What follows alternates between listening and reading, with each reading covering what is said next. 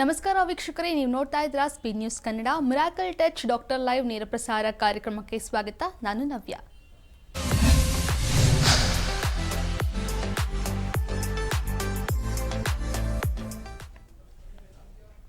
ವೀಕ್ಷಕರೇ, ಸಾಕಷ್ಟು ಜನಕ್ಕೆ ತುಂಬಾ ಒಂದು ತಪ್ಪು ಪರಿಕಲ್ಪನೆ ಇರುತ್ತೆ.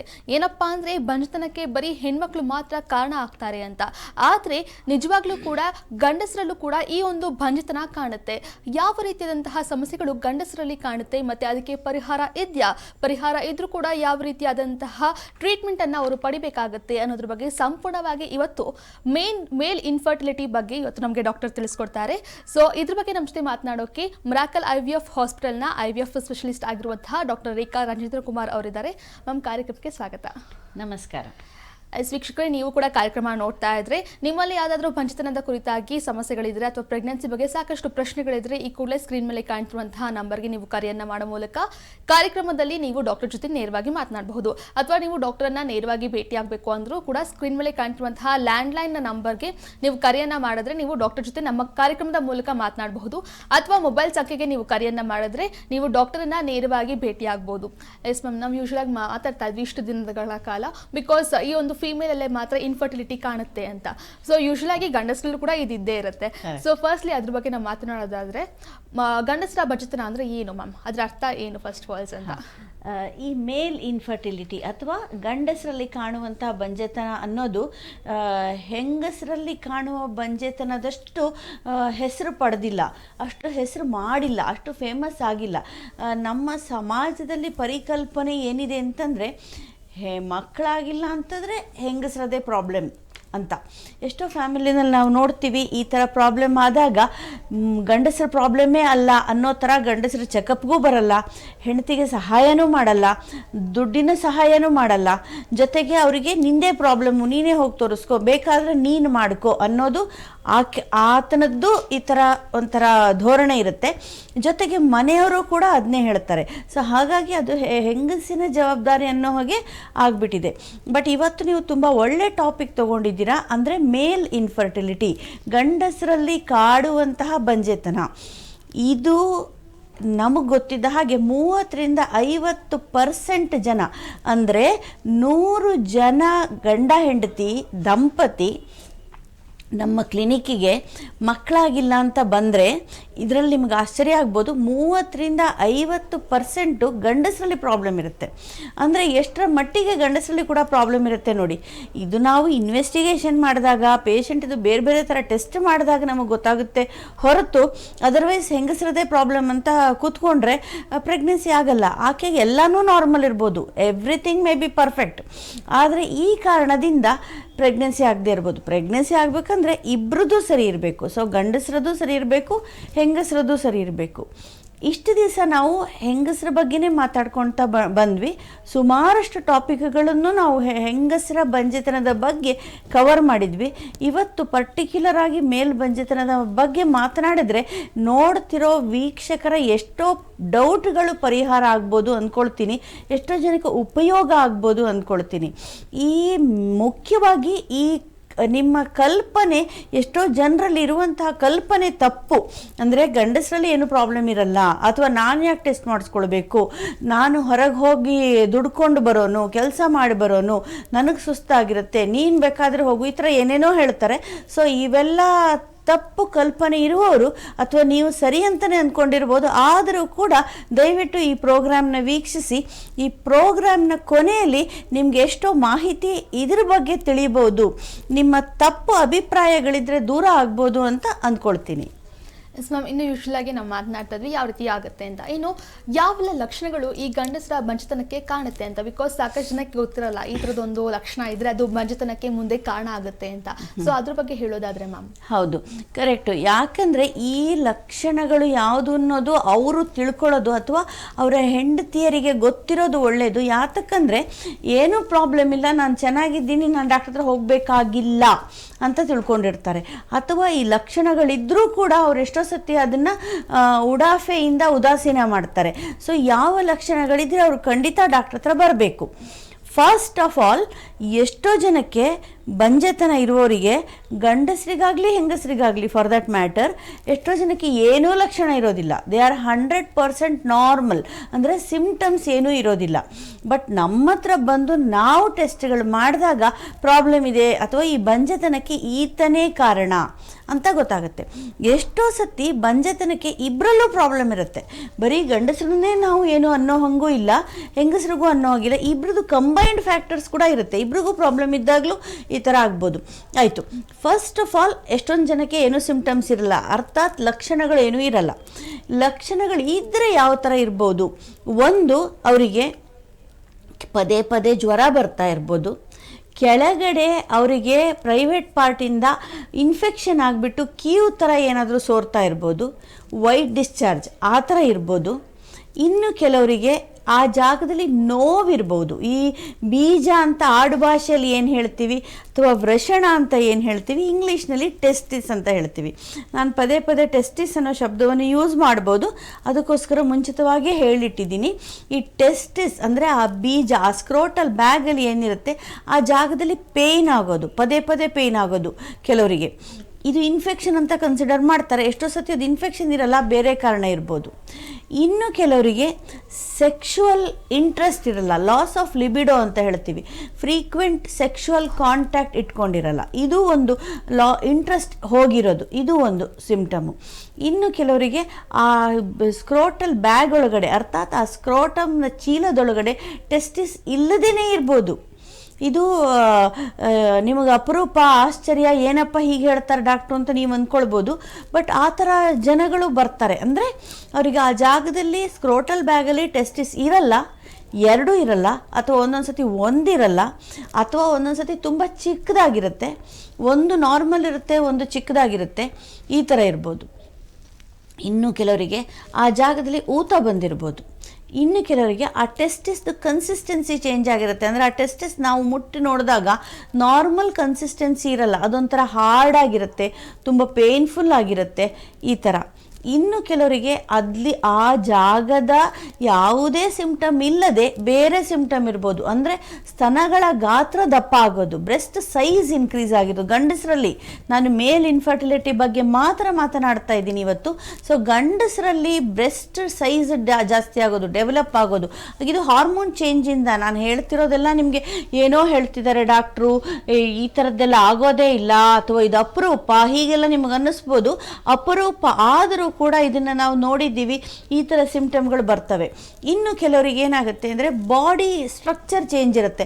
ಇದು ಜೆನೆಟಿಕ್ ಅಬ್ನಾರ್ಮ್ಯಾಲಿಟಿ, ಕ್ರೋಮೋಸೋಮಲ್ ಅಬ್ನಾರ್ಮ್ಯಾಲಿಟಿ ಇರುತ್ತೆ ಕೆಲವರಿಗೆ. ಗಂಡಸರಿಗೆ ನೋಡೋಕ್ಕೆ ನಾರ್ಮಲ್ ಅಂತ ಅನ್ಸಿದ್ರು ಕೂಡ ನಾವು ಡಾಕ್ಟ್ರಾಗಿ ಸೂಕ್ಷ್ಮವಾಗಿ ಪರೀಕ್ಷೆ ಮಾಡಿದಾಗ ಅವ್ರು ನೋಡುವಾಗಲೇ ನಮ್ಗೆ ಗೊತ್ತಾಗುತ್ತೆ. ತುಂಬ ಟಾಲ್ ಇರ್ತಾರೆ, ಹೈಟು. ಕ್ಲೇನ್ಫೆಲ್ಟರ್ ಸಿಂಡ್ರೋಮ್ ಅಂತ ಒಂದಿದೆ, ಅದರಲ್ಲಿ ಜೆನೆಟಿಕ್ ಅಬ್ನಾರ್ಮ್ಯಾಲಿಟಿ ಇರುತ್ತೆ. ಅರ್ಥಾತ್ ಕ್ರೋಮೋಸೋಮ್, ಅವರದ್ದು ಜೀನ್ಸ್ ಅಂತ ನಾವು ಏನು ಚೆಕ್ ಮಾಡ್ತೀವಿ 46XY ಇರಬೇಕು ಮೇಲಲ್ಲಿ. ಹೆಂಗಸರಲ್ಲಿ ಆವಾಗಲೇ ಮುಂಚೆ ಹೇಳಿದ್ದೆ 46XX, ಇದು ಬೇಸಿಕ್ ಇನ್ಫಾರ್ಮೇಷನ್. 46XY ಮೇಲಲ್ಲಿರಬೇಕು, ಅದು ಇರಲ್ಲ. ಕ್ಲೇನ್ಫೆಲ್ಟರ್ ಸಿಂಡ್ರೋಮ್ನಲ್ಲಿ ಚೇಂಜ್ ಆಗಿರುತ್ತೆ ಒಂದು. ಇನ್ನು ಕೆಲವರಿಗೆ ಬಾಡಿನಲ್ಲಿ ಗಂಡಸರಿಗೆ ಇರುವಂತಹ ಹೇರ್ ಗ್ರೋತ್ ಇರೋದಿಲ್ಲ, ಅಬ್ನಾರ್ಮಲ್ ಹೇರ್ ಗ್ರೋತ್ ಇರುತ್ತೆ. ಚೆಸ್ಟಲ್ಲಿ ಹೇರ್ ಇರುತ್ತೆ ಯೂಶ್ವಲಿ ಗಂಡಸರಿಗೆ, ಮೀಸೆ ಇರುತ್ತೆ, ಬೆನ್ನಲ್ಲಿ ಹೇರ್ ಇರುತ್ತೆ. ಸೊ ಈ ಹೇರ್ ಗ್ರೋತ್ ಅಂದರೆ ಕೂದಲು ಡೆವಲಪ್ಮೆಂಟ್ ಬಾಡಿನಲ್ಲಿ ಅಬ್ನಾರ್ಮಲ್ ಆಗಿರುತ್ತೆ.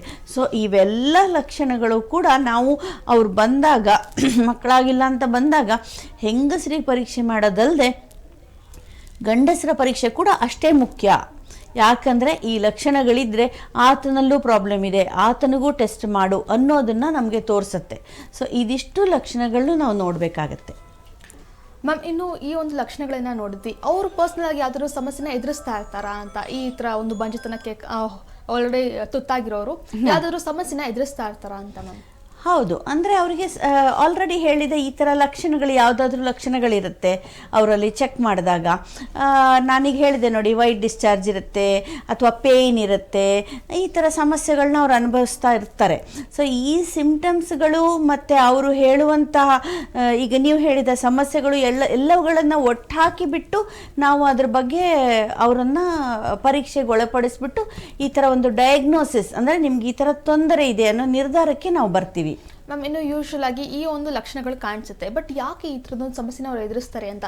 ಏನಾದರೂ ಲೈಕ್ ಅವ್ರ ಲೈಫ್ ಸ್ಟೈಲ್ ಇರ್ಬೋದು ಅಥವಾ ಏನಾದರೂ ಚೇಂಜಸ್ ಇಂದ ಈ ಒಂದು ಪ್ರಾಬ್ಲಮ್ನ ಅವರು ಫೇಸ್ ಮಾಡ್ತಾರಾ ಅಂತ? ಅಂದ್ರೆ ನೀವು ಕೇಳ್ತಿರೋದೇನು, ಬಂಜೆತನಕ್ಕೆ ಕಾರಣಗಳೇನು ಅನ್ನೋದಾ? ಓಕೆ, ಬಂಜೆತನಕ್ಕೆ ಕಾರಣಗಳು ಬೇಕಾದಷ್ಟಿರುತ್ತೆ. ಒಂದು ಇದರಲ್ಲಿ ಮುಖ್ಯವಾಗಿ ಫಸ್ಟ್ ಏನಂದ್ರೆ ತುಂಬ ಕಾಮನ್ ಆಗಿರುವಂಥದ್ದಂತಂದರೆ ಇನ್ಫೆಕ್ಷನ್ನು. ಅವರಿಗೆ ಆ ಜಾಗದಲ್ಲಿ ಕೆಳಗಡೆ ಜಾಗದಲ್ಲಿ ಇನ್ಫೆಕ್ಷನ್ ಆಗಿರುತ್ತೆ. ಇದು ಒಂದೇ ಜೆನಿಟಲ್ ಇನ್ಫೆಕ್ಷನ್, ಅಂದರೆ ಆ ಜಾಗದಲ್ಲಿ ಬರುವಂಥ ಇನ್ಫೆಕ್ಷನ್ನು, ಅಥವಾ ಯೂರಿನ್ ಇನ್ಫೆಕ್ಷನ್ ಪದೇ ಪದೇ, ಅಥವಾ ಮಲ್ಟಿಪಲ್ ಸೆಕ್ಷುವಲ್ ಪಾರ್ಟ್ನರ್ಸ್, ಅಂದರೆ ಜಾಸ್ತಿ ಜನ ಹೆಂಗಸರ ಜೊತೆ ಲೈಂಗಿಕ ಸಂಪರ್ಕ ಇಟ್ಕೊಳ್ಳೋದು. ಇದರಿಂದ STD ಅಂತೀವಿ, ಅಂದರೆ ಸೆಕ್ಷುವಲ್ ಟ್ರಾನ್ಸ್ಮಿಟೆಡ್ ಡಿಸೀಸ್. ಇದರಿಂದ ಕೂಡ ಆ ಇನ್ಫೆಕ್ಷನ್ ಬಂದಿದ್ದರಿಂದ ಏನಾಗುತ್ತೆ, ಆ ಜಾಗದಲ್ಲಿ ಬ್ಲಾಕ್ ಆಗುತ್ತೆ. ಟೆಸ್ಟಿಸಿಂದ ಪ್ರೊಡ್ಯೂಸ್ ಆಗುವಂತಹ ಸ್ಪರ್ಮು ಅವರಿಗೆ ಹೊರಗಡೆ ಇಜಾಕ್ಯುಲೇಟ್ ಮಾಡೋಕ್ಕಾಗೋದಿಲ್ಲ. ಆ ಬ್ಲಾಕ್ ಇದ್ದಾಗ ಈ ಸೆಕ್ಷುವಲ್ ಟ್ರಾನ್ಸ್ಮಿಟೆಡ್ ಡಿಸೀಸಿಂದ ಗೊನೋರಿಯಾ ಅಂತ ಹೇಳ್ತೀವಿ, ಕ್ಲೆಮಿಡಿಯಾ ಅಂತೀವಿ. ಸೊ ಈ ಥರ ಇನ್ಫೆಕ್ಷನ್ ಇದ್ದಾಗ ಅದು ಬ್ಲಾಕ್ ಆಗುತ್ತೆ. ಆ ಬ್ಲಾಕ್ ಆದಾಗ ಟೆಸ್ಟಿಸಲ್ಲಿ ಕರೆಕ್ಟಾಗಿ ಸ್ಪರ್ಮ್ ಪ್ರೊಡ್ಯೂಸ್ ಆದರೂ ಅಥವಾ ಅದನ್ನು ಹೊರಗಡೆ ಹಾಕೋಕ್ಕಾಗೋದಿಲ್ಲ. ಸೊ ಇದು ಒಂದು. ಇನ್ನು ಈ ಕೆಲವು ಇನ್ಫೆಕ್ಷನ್ ಬರುತ್ತೆ, ಏನು ಟ್ಯೂಬರ್ಕ್ಯುಲೋಸಿಸ್ ಅಂತ ಹೇಳ್ತೀವಿ ನಾವು. ಹೆಂಗಸರ ಟ್ಯೂಬರ್ಕ್ಯುಲೋಸಿಸ್ ಬಗ್ಗೆ ಬೇಕಾದಷ್ಟು ವಿವರವಾಗಿ ಸುದೀರ್ಘವಾಗಿ ಮಾತನಾಡಿದ್ದೀವಿ. ಅದೇ ಥರ ಗಂಡಸರಲ್ಲಿ ಕೂಡ ಟೆಸ್ಟಿಸಲ್ಲಿ ಅಥವಾ ಆ ಬೇರೆ ಜಾಗದಲ್ಲಿ, ಅಂದರೆ ಆ ಟ್ಯೂಬ್ ಇರುತ್ತೆ, ಆ ಒಟ್ಟಲ್ಲಿ ಅದಕ್ಕೆ ಸಂಬಂಧಪಟ್ಟ ಜಾಗದಲ್ಲಿ ಟ್ಯೂಬರ್ಕ್ಯುಲೋಸಿಸ್ ಆಗ್ಬೋದು.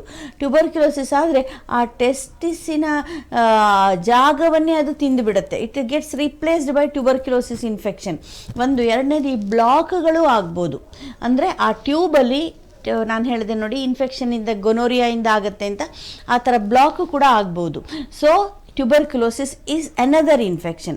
ಮತ್ತು ಇನ್ನೂ ಒಂದು ಪ್ರಾಬ್ಲಮ್ ಅಂತಂದರೆ ಆ ಜಾಗದಲ್ಲಿ ಅವರಿಗೆ ಬೇರೆ ಥರದ ಪ್ರಾಬ್ಲಮ್ಸ್ ಆಗೋದು. ಎಕ್ಸಾಂಪಲ್, ಚಿಕ್ಕ ಮಕ್ಕಳಿದ್ದಾಗಲೇ ಒಂದು ಮಮ್ಸ್ ಅಂತ ಕಾಯಿಲೆ ಇದೆ, ನೀವು ಕೇಳಿರ್ಬೋದು. ಆ ಮಮ್ಸ್ ಇನ್ಫೆಕ್ಷನಿಂದ ಆ ಜಾಗದಲ್ಲಿ it is A very common problem. ಅಂದರೆ ಚಿಕ್ಕ ಮಕ್ಕಳಲ್ಲಿ ಆಗಿರುತ್ತೆ, ಗೊತ್ತಾಗಿರಲ್ಲ. ಸಣ್ಣ ಮಕ್ಕಳಲ್ಲಿ ಬಂದಾಗ ಇದನ್ನೆಲ್ಲ ಯಾರು ನೋಡೋಕ್ಕೆ ಹೋಗಲ್ಲ. ಒಂದು ಫೀವರ್ ಬರುತ್ತೆ ಸಿಂಪಲ್ ಆಗಿ, ಅಥವಾ ಒಂಥರ ಈ ರೆಸ್ಪಿರೇಟರಿ ಇನ್ಫೆಕ್ಷನ್ ಬಂದಂಗೆ ಮೈಲ್ಡ್ ಇನ್ಫೆಕ್ಷನ್ ಬರ್ಬೋದು. ಅದರಿಂದ ಕೆಲವು ಸತಿ ಅನ್ಫಾರ್ಚುನೇಟ್ಲಿ ಆ ಟೆಸ್ಟಿಸಲ್ಲಿ ಸ್ಪರ್ಮ್ ಪ್ರೊಡ್ಯೂಸ್ ಮಾಡುವಂತಹ ಕೆಪಾಸಿಟಿನೇ ಹೊರಟೋಗಿರುತ್ತೆ. ಚಿಕ್ಕಂದ್ರಲ್ಲಿ ಅದನ್ನು ಗಮನನೇ ಕೊಟ್ಟಿರಲ್ಲ, ಬಟ್ ಯಾವತ್ತೋ ಒಂದು ದಿವಸ ದೊಡ್ಡವರಾದಾಗ ನೋಡಿದಾಗ ಆ ಮಮ್ಸ್ ಇನ್ಫೆಕ್ಷನ್ ಇರುತ್ತೆ. ಸೊ ಇದು ಒಂದು ಕಾರಣ. ಆ ಜಾಗದಲ್ಲಿ ಆಗುವಂತಹ ಇನ್ಫೆಕ್ಷನ್ಗಳು, ಟ್ಯೂಬರ್ಕ್ಯುಲೋಸಿಸ್ಸು, ಮಮ್ಸು, ಇದು ಮೇನ್ ಪ್ರಾಬ್ಲಮ್ಗಳು. ಇದು ಅಲ್ಲದೆ ಇನ್ನು ಕೆಲವು ಪ್ರಾಬ್ಲಮ್ಸ್ ಬೇರೆ ಬರುತ್ತೆ. ಏನು, ಆ ಟೆಸ್ಟಿಸ್ ಅಲ್ಲಿ ಏನಿರುತ್ತೆ ಅದು ಚಿಕ್ಕದಾಗಿರುತ್ತೆ, ಅಂದರೆ ಅದು ಅದರ ಬೆಳವಣಿಗೆನೇ ಆಗಿರಲ್ಲ. ಸೊ ಅದರಲ್ಲಿ ಸ್ಪರ್ಮ್ ಪ್ರೊಡ್ಯೂಸ್ ಆಗಲ್ಲ. ಇನ್ನು ಕೆಲವು ಸತಿ ಅನ್ಡಿಸೆಂಡೆಡ್ ಟೆಸ್ಟಿಸ್ ಅಂತೀವಿ, ಅಂದರೆ ಆ ಮಗು ಅಮ್ಮನ ಹೊಟ್ಟೆನಲ್ಲಿದ್ದಾಗ ಟೆಸ್ಟಿಸ್ ಅನ್ನೋದು ಯೂಶಲಿ ಮೇಲೆ ಇರುತ್ತೆ, ಹೊಟ್ಟೆಯ ಭಾಗದಲ್ಲಿರುತ್ತೆ, ಹೊಕ್ಕಳಿನ ಹತ್ರ ಇರುತ್ತೆ, ಆ ಮಗುವಿನ ಹೊಕ್ಕಳ ಹತ್ರ ಇರುತ್ತೆ. ಗ್ರ್ಯಾಜುವಲಿ ಅದು ಡಿಸೆಂಡ್ ಆಗಿ ಮಗು ಹುಟ್ಟುವ ಸಮಯಕ್ಕೆ ಅದು ಆ ಟೆಸ್ಟಿಸ್ ಅನ್ನೋದು ಸ್ಕ್ರೋಟಲ್ ಬ್ಯಾಗಿಗೆ ಬಂದು ಇರುತ್ತೆ. This is normal. ಅಂದರೆ ಹುಟ್ಟುವ ಮುಂಚೆ ಆ ಗರ್ಭಾವಸ್ಥೆಯಲ್ಲಿದ್ದಾಗ ಅದು ಮೇಲೆ ಹೊಟ್ಟೆನಲ್ಲಿದ್ದು ಆ ಟೆಸ್ಟಿಸ್ ಕೆಳಗಡೆ ಬರಬೇಕು. ಅಂದರೆ ಆ ಟೆಸ್ಟಿಸ್ ಅನ್ನೋದು ಸ್ಕ್ರೋಟಲ್ ಬ್ಯಾಗಿಗೆ ಆ ಚೀಲಕ್ಕೆ ಬರಬೇಕು. So this is normal. But ಈ ಪ್ರಾಬ್ಲಮ್ ಇದ್ದಾಗ ಕೆಲವರಿಗೆ ಅನ್ಡಿಸೆಂಡೆಡ್ ಟೆಸ್ಟಿಸ್ ಅಂತ ಹೇಳಿದೆ ನೋಡಿ, ಆ ಥರ ಅನ್ಡಿಸೆಂಡೆಡ್ ಟೆಸ್ಟಿಸ್ ಆದಾಗ ಅದು ಕೆಳಗಡೆ ಬರೋದಿಲ್ಲ, ಅಲ್ಲೇ ಮೇಲಕ್ಕೆ ಉಳ್ಕೊಳ್ಳುತ್ತೆ. It's descent is arrested. ಅಂದರೆ ಅದು ಕೆಳಗಡೆ ಬರೆದಿರೋ ಕಾರಣ ಆ ಟೆಸ್ಟಿಸ್ ಮೇಲೆ ಇರುತ್ತೆ. ಸೊ ಈ ಥರ ಟೆಸ್ಟಿಸ್ ಮೇಲೆ ಇದ್ದರೆ ಏನು ಪ್ರಾಬ್ಲಮ್ ಆಗುತ್ತೆ ಅಂದರೆ, ಒಂದು, ಅದು ಅರ್ಧಂಬರ್ಧ ಇಳಿದಿರ್ಬೋದು, ಅಂದರೆ ಇಂಗ್ವೈನಲ್ ಕೆನಾಲ್ ಅಂತೀವಿ, ಆ ಥರ ಜಾಗದಲ್ಲಿ ಅರ್ಧಂಬರ್ಧ ಇಳಿದಾಗ ಅದಕ್ಕೆ ಪೆಟ್ಟಾಗುವಂಥದ್ದು, ಮೇಲೆ ಏಟು ಬೀಳುವಂಥ ಚಾನ್ಸ್ ಜಾಸ್ತಿ. ಅದು ಒಳ್ಳೆಯದಲ್ಲ. ಎರಡನೇದು, ಆ ಟೆಸ್ಟಿಸ್ ಮೇಲೆ ಉಳ್ಕೊಂಡಾಗ ಅದರಲ್ಲಿ ಸ್ಪರ್ಮೆಟೋಜೆನೆಸಿಸ್ ಆಗಲ್ಲ, ಅರ್ಥಾತ್ ಸ್ಪರ್ಮ್ ಪ್ರೊಡ್ಯೂಸ್ ಆಗಲ್ಲ. ಆ ಟೆಸ್ಟಿಸ್ ಎಲ್ಲಿರಬೇಕೋ ಅಲ್ಲೇ ಇರಬೇಕು, ಕೆಳಗಡೆ ಇರಬೇಕಾಗತ್ತೆ. ಸೊ ಆ ಟೆಸ್ಟಿಸ್ಸು ಮೇಲೇ ಇದ್ದರೆ ಸ್ಪರ್ಮ್ ಪ್ರೊಡ್ಯೂಸ್ ಆಗಲ್ಲ, ಸ್ಕ್ರೋಟಲ್ ಬ್ಯಾಗಿಗೆ ಅದು ಬಂದೇ ಇರಲ್ಲ. ಮೂರನೇದು, ಅದರಲ್ಲಿ ಅಂತಹ ಟೆಸ್ಟಿಸಲ್ಲಿ ಮೇಲೆಯೇ ಉಳ್ಕೊಂಡಿರುವ ಟೆಸ್ಟಿಸಲ್ಲಿ ಕ್ಯಾನ್ಸರ್ ಆಗುವಂತಹ ಚಾನ್ಸ್ ಜಾಸ್ತಿ ಇರುತ್ತೆ. ಕ್ಯಾನ್ಸರ್ ಸೆಲ್ಸ್ ಆಗಿ ಅದು ಕನ್ವರ್ಟ್ ಆಗುವಂಥ ಚಾನ್ಸ್ ಜಾಸ್ತಿ ಇರುತ್ತೆ. ಸೊ ಅನ್ಡಿಸೆಂಡೆಡ್ ಟೆಸ್ಟಿಸ್ ಅಂತಂದರೆ ಟೆಸ್ಟಿಸ್ಸು ಸ್ಕ್ರೋಟಲ್ ಬ್ಯಾಗಿಗೆ ಬಂದಿರಲ್ಲ, ಅದು ಕೆಳಗಡೆ ಇಳಿದಿರಲ್ಲ, ಮೇಲೆ ಹೊಟ್ಟೆನಲ್ಲೇ ಉಳ್ಕೊಂಡಿರುತ್ತೆ. ಈ ಅನ್ಡಿಸೆಂಡೆಡ್ ಟೆಸ್ಟಿಸ್ನ ನಾವು ಹಾಗೆ ಬಿಡೋ ಹಾಗಿಲ್ಲ. ಮಗು ಹುಟ್ಟಿದ ತಕ್ಷಣ ಆ ಗಂಡು ಮಗುವಿಗೆ ಮಕ್ಕಳ ಡಾಕ್ಟ್ರು ಪರೀಕ್ಷೆ ಮಾಡ್ತಾರೆ. ಅವರು ಪರೀಕ್ಷೆ ಮಾಡಿದಾಗ ಈ ಸ್ಕ್ರೋಟಲ್ ಬ್ಯಾಗಲ್ಲಿ ಟೆಸ್ಟಿಸ್ ಇಳಿದಿಲ್ಲ ಅನ್ನೋದನ್ನು ಕಂಡುಹಿಡಿತಾರೆ. ಸೊ ಅಂತಹ ಮಗುವಿಗೆ ಅದನ್ನು ಹಾಗೆ ಬಿಟ್ಟರೆ ಮುಂದೆ ಅವರಿಗೆ ಅದು ಒಳ್ಳೆಯದಲ್ಲ. ಬಿಕಾಸ್ ಏನು ಪ್ರಾಬ್ಲಮ್ ಆಗುತ್ತೆ ಅಂದರೆ, ಒಂದು ನಾನು ಹೇಳಿದ ಹಾಗೆ ಅದು ಕ್ಯಾನ್ಸರಿಗೆ ಕನ್ವರ್ಟ್ ಆಗ್ಬೋದು ಟೆಸ್ಟಿಸ್ ಮೇಲೇ ಉಳ್ಕೊಂಡ್ರೆ. ಕೆಳಗಡೆ ಅದು ಮಗು ಹುಟ್ಟಿ 10 ತಿಂಗಳ ಒಳಗಡೆ, ಮ್ಯಾಕ್ಸಿಮಮ್ 1 ಇಯರ್ ಒಳಗಡೆ ಆ ಗಂಡು ಮಗುವಿಗೆ ಆಪ್ರೇಷನ್ ಮಾಡಿ ಆ ಟೆಸ್ಟಿಸ್ನ ಕೆಳಗಡೆ ಇಳಿಸ್ಬೇಕಾಗತ್ತೆ. ಆಗ ಸ್ಪರ್ಮ್ ಅದರಲ್ಲಿ ಅಂದರೆ ಈ ವೀರ್ಯ ಪ್ರೊಡ್ಯೂಸ್ ಆಗುವಂಥ ಚಾನ್ಸ್ ಜಾಸ್ತಿ ಇರುತ್ತೆ. ಆದರೂ ನಾರ್ಮಲ್ ಆಗಿ ವೀರ್ಯ ಪ್ರೊಡ್ಯೂಸ್ ಆಗುತ್ತೆ ಅನ್ನೋದನ್ನು ಎಕ್ಸ್ಪೆಕ್ಟ್ ಮಾಡಬೇಡಿ. ಇದು ಅಪರೂಪವಾದರೂ ಕೂಡ ಕ್ಯಾನ್ಸರ್ ಒಂದೊಂದು ಸತಿ ಫಾರ್ಮ್ ಆಗುತ್ತೆ. ಸೊ ಹಾಗಾಗಿ ಆ ಸ್ಕ್ರೋಟಮ್ ಒಳಗಡೆ ಆ ಟೆಸ್ಟಿಸ್ ಕೆಳಗಡೆ ಬರಬೇಕು. ಆ ವೃಷಣ ಇಳಿದು ಸ್ಕ್ರೋಟಲ್ ಬ್ಯಾಗಿಗೆ ಬಂತು ಅಂತಂದರೆ ಕ್ಯಾನ್ಸರ್ ಆಗುವ ಚಾನ್ಸ್ ಕಡಿಮೆ ಆಗುತ್ತೆ. ಅದನ್ನು ಅಬ್ಸರ್ವ್ ಮಾಡ್ಬೋದು, ಮಾನಿಟರ್ ಮಾಡ್ಬೋದು. ಸೊ ಇದು ಇನ್ನೊಂದು ಕಾರಣ. ಇನ್ಫೆಕ್ಷನ್ ಬಗ್ಗೆ ಹೇಳಿದೆ. ಅನ್ಡಿಸೆಂಡೆಡ್ ಟೆಸ್ಟಿಸ್ ಅಂದರೆ ಬೀಜ ಮೇಲೇ ಹೊಟ್ಟೆ ಒಳಗಡೆ ಉಳ್ಕೊಳ್ಳೋದು, ಕೆಳಗಡೆ ಬಂದಿಲ್ದಿರೋದು, ಇದು 2 ಹೇಳಿದೆ. ಜೆನೆಟಿಕ್ ಅಬ್ನಾರ್ಮ್ಯಾಲಿಟೀಸ್ ಹೇಳಿದೆ. ಇನ್ನೂ ಒಂದು ಹೇಳಬೇಕಂದ್ರೆ ಟಾರ್ಷನ್ ಆಫ್ ದ ಟೆಸ್ಟಿಸ್ ಅಂತೀವಿ. ಅಂದರೆ ಸ್ಕ್ರೋಟಲ್ ಬ್ಯಾಗ್ ಒಳಗಡೆನೇ ಇರುತ್ತೆ ಟೆಸ್ಟಿಸ್ಸು, ಬಟ್ ಅದು ತಿರುಚಿಕೊಳ್ಳುತ್ತೆ. ಅಂದರೆ ಈ ಒಂದು ಉದ್ದ ಹಗ್ಗಕ್ಕೆ ನಾವು ಬಾಲ್ ಹಾಕ್ಬಿಟ್ಟು ಹಿಂಗೆ ತಿರುಗಿಸ್ದಂಗೆ ಅದು ತಿರುಗುತ್ತೆ. ಆ ತಿರುಗಿದಾಗ ಬ್ಲಡ್ ಸಪ್ಲೈ ತುಂಬ ಕಡಿಮೆ ಆಗುತ್ತೆ. ಪೇಷಂಟಿಗೆ ತುಂಬ ಪೇಯ್ನ್ ಇರುತ್ತೆ, ತುಂಬ ಅಂದರೆ ವಿಪರೀತ ಪೇಯ್ನ್ ಇರುತ್ತೆ. ಬೆವರು ಬಂದು ಫಿಸಿಕಲ್ ಶಾಕ್ ಆಗಿ ಬಿದ್ದೋಗುವಷ್ಟು ಪೇಯ್ನ್ ಇರುತ್ತೆ ಆ ಜಾಗದಲ್ಲಿ. So it's an emergency case. ಅದಕ್ಕೆ ತಕ್ಷಣ ಇನ್ವೆಸ್ಟಿಗೇಷನ್ ಆಗಿ ಅದನ್ನು ಮತ್ತೆ ಮುಂಚಿನ ಥರ ಅನ್ಟ್ವಿಸ್ಟ್ ಮಾಡಬೇಕು, ಅಂದರೆ ತಿರುಗಿಸ್ಬೇಕು. ಆ ಥರ ಆಗಿ ಅದು ತುಂಬ ಸಮಯ ಆ ಪೇಯ್ನ್ ಹಾಗೆ ಬಿಟ್ಕೊಂಡು ಅದ್ರ ಬಗ್ಗೆ ತಲೆ ಕೆಡಿಸ್ಕೊಂಡಿಲ್ಲ ಅಂದರೆ ಪೇಯ್ನ್ ನಿಧಾನ ಕಡಿಮೆ ಆಗುತ್ತೆ. ಆದರೂ ಕೂಡ ಆ ಟೆಸ್ಟಿಸ್ಸು ಉಪಯೋಗಕ್ಕೆ ಬರೋದಿಲ್ಲ ಮುಂದೆ. ಯಾಕಂದರೆ ಅದು ಸತ್ತೋದ ಟೆಸ್ಟಿಸ್ ಆಗುತ್ತೆ. ಯಾಕಂದರೆ ಅದರಲ್ಲಿ ಬ್ಲಡ್ ಸಪ್ಲೈ ಇರಲ್ಲ. ಅರ್ಥಾತ್ ಮುಂದೆ ಸ್ಪರ್ಮೆಟೋಜೆನಿಸಿಸ್ ಅಂದರೆ ವೀರ್ಯ ಪ್ರೊಡಕ್ಷನ್ ಅದರಲ್ಲಿ ಆಗೋದಿಲ್ಲ. ಆ ಥರ ಟೆಸ್ಟಿಸ್ ಆಗುತ್ತೆ. ಇದು 4ನೇದು. ಇನ್ನೂ ಕೆಲವು ಪ್ರಾಬ್ಲಮ್ಸ್ ಅಂತಂದರೆ ಅವರಿಗೆ ಬೇರೆ, ಅರ್ಥಾತ್ ಪಿಟ್ಯೂಟರಿ ಅಂದರೆ ಬ್ರೈನ್ ಒಳಗಡೆ ಪ್ರಾಬ್ಲಮ್ ಇರುತ್ತೆ. ಅಂಥವರಲ್ಲಿ ಆ ಗೊನ್ಯಾಡ್ ಅರ್ಥಾತ್ ಟೆಸ್ಟಿಸ್ ಫಾರ್ಮೇ ಆಗಿರೋದಿಲ್ಲ. ಟೆಸ್ಟಿಸ್ ಫಾರ್ಮ್ ಸರಿಯಾಗಿ ಆಗದೆ ಇದ್ದಾಗ ಆ ಹಾರ್ಮೋನ್ ಪ್ರೊಡಕ್ಷನ್ ಅಂದರೆ ಇದು ಟೆಸ್ಟಿಸಿನ ಪ್ರಾಬ್ಲಮ್ ಅಲ್ಲ. ಇಷ್ಟೊತ್ತು ಹೇಳಿದ್ದು ನಾನು ಟೆಸ್ಟಿಸ್ದು ಪ್ರಾಬ್ಲಮ್ ಅಂದರೆ ಟಾರ್ಷನ್ ಆಗುತ್ತೆ, ಅಂದರೆ ತಿರುಚ್ಕೊಳ್ಳುತ್ತೆ, ಅಥವಾ ಆ ಟೆಸ್ಟಿಸಲ್ಲಿ ಇನ್ಫೆಕ್ಷನ್ ಆಗುತ್ತೆ. ಇದನ್ನೆಲ್ಲ ಅಂದರೆ ಟ್ರಾಮಾ ಅಂದರೆ ಆ ಜಾಗಕ್ಕೆ ಪದೇ ಪದೇ ಪೆಟ್ಟು ಬೀಳೋದು, ಇಂಜುರಿ ಆದರೆ ಒಳಗಡೆ ಬ್ಲಡ್ ಕ್ಲಾಟ್ ಆಗೋದು. ಸೊ ಈ ಥರ ಎಲ್ಲ ಪ್ರಾಬ್ಲಮ್ ಇರುತ್ತೆ.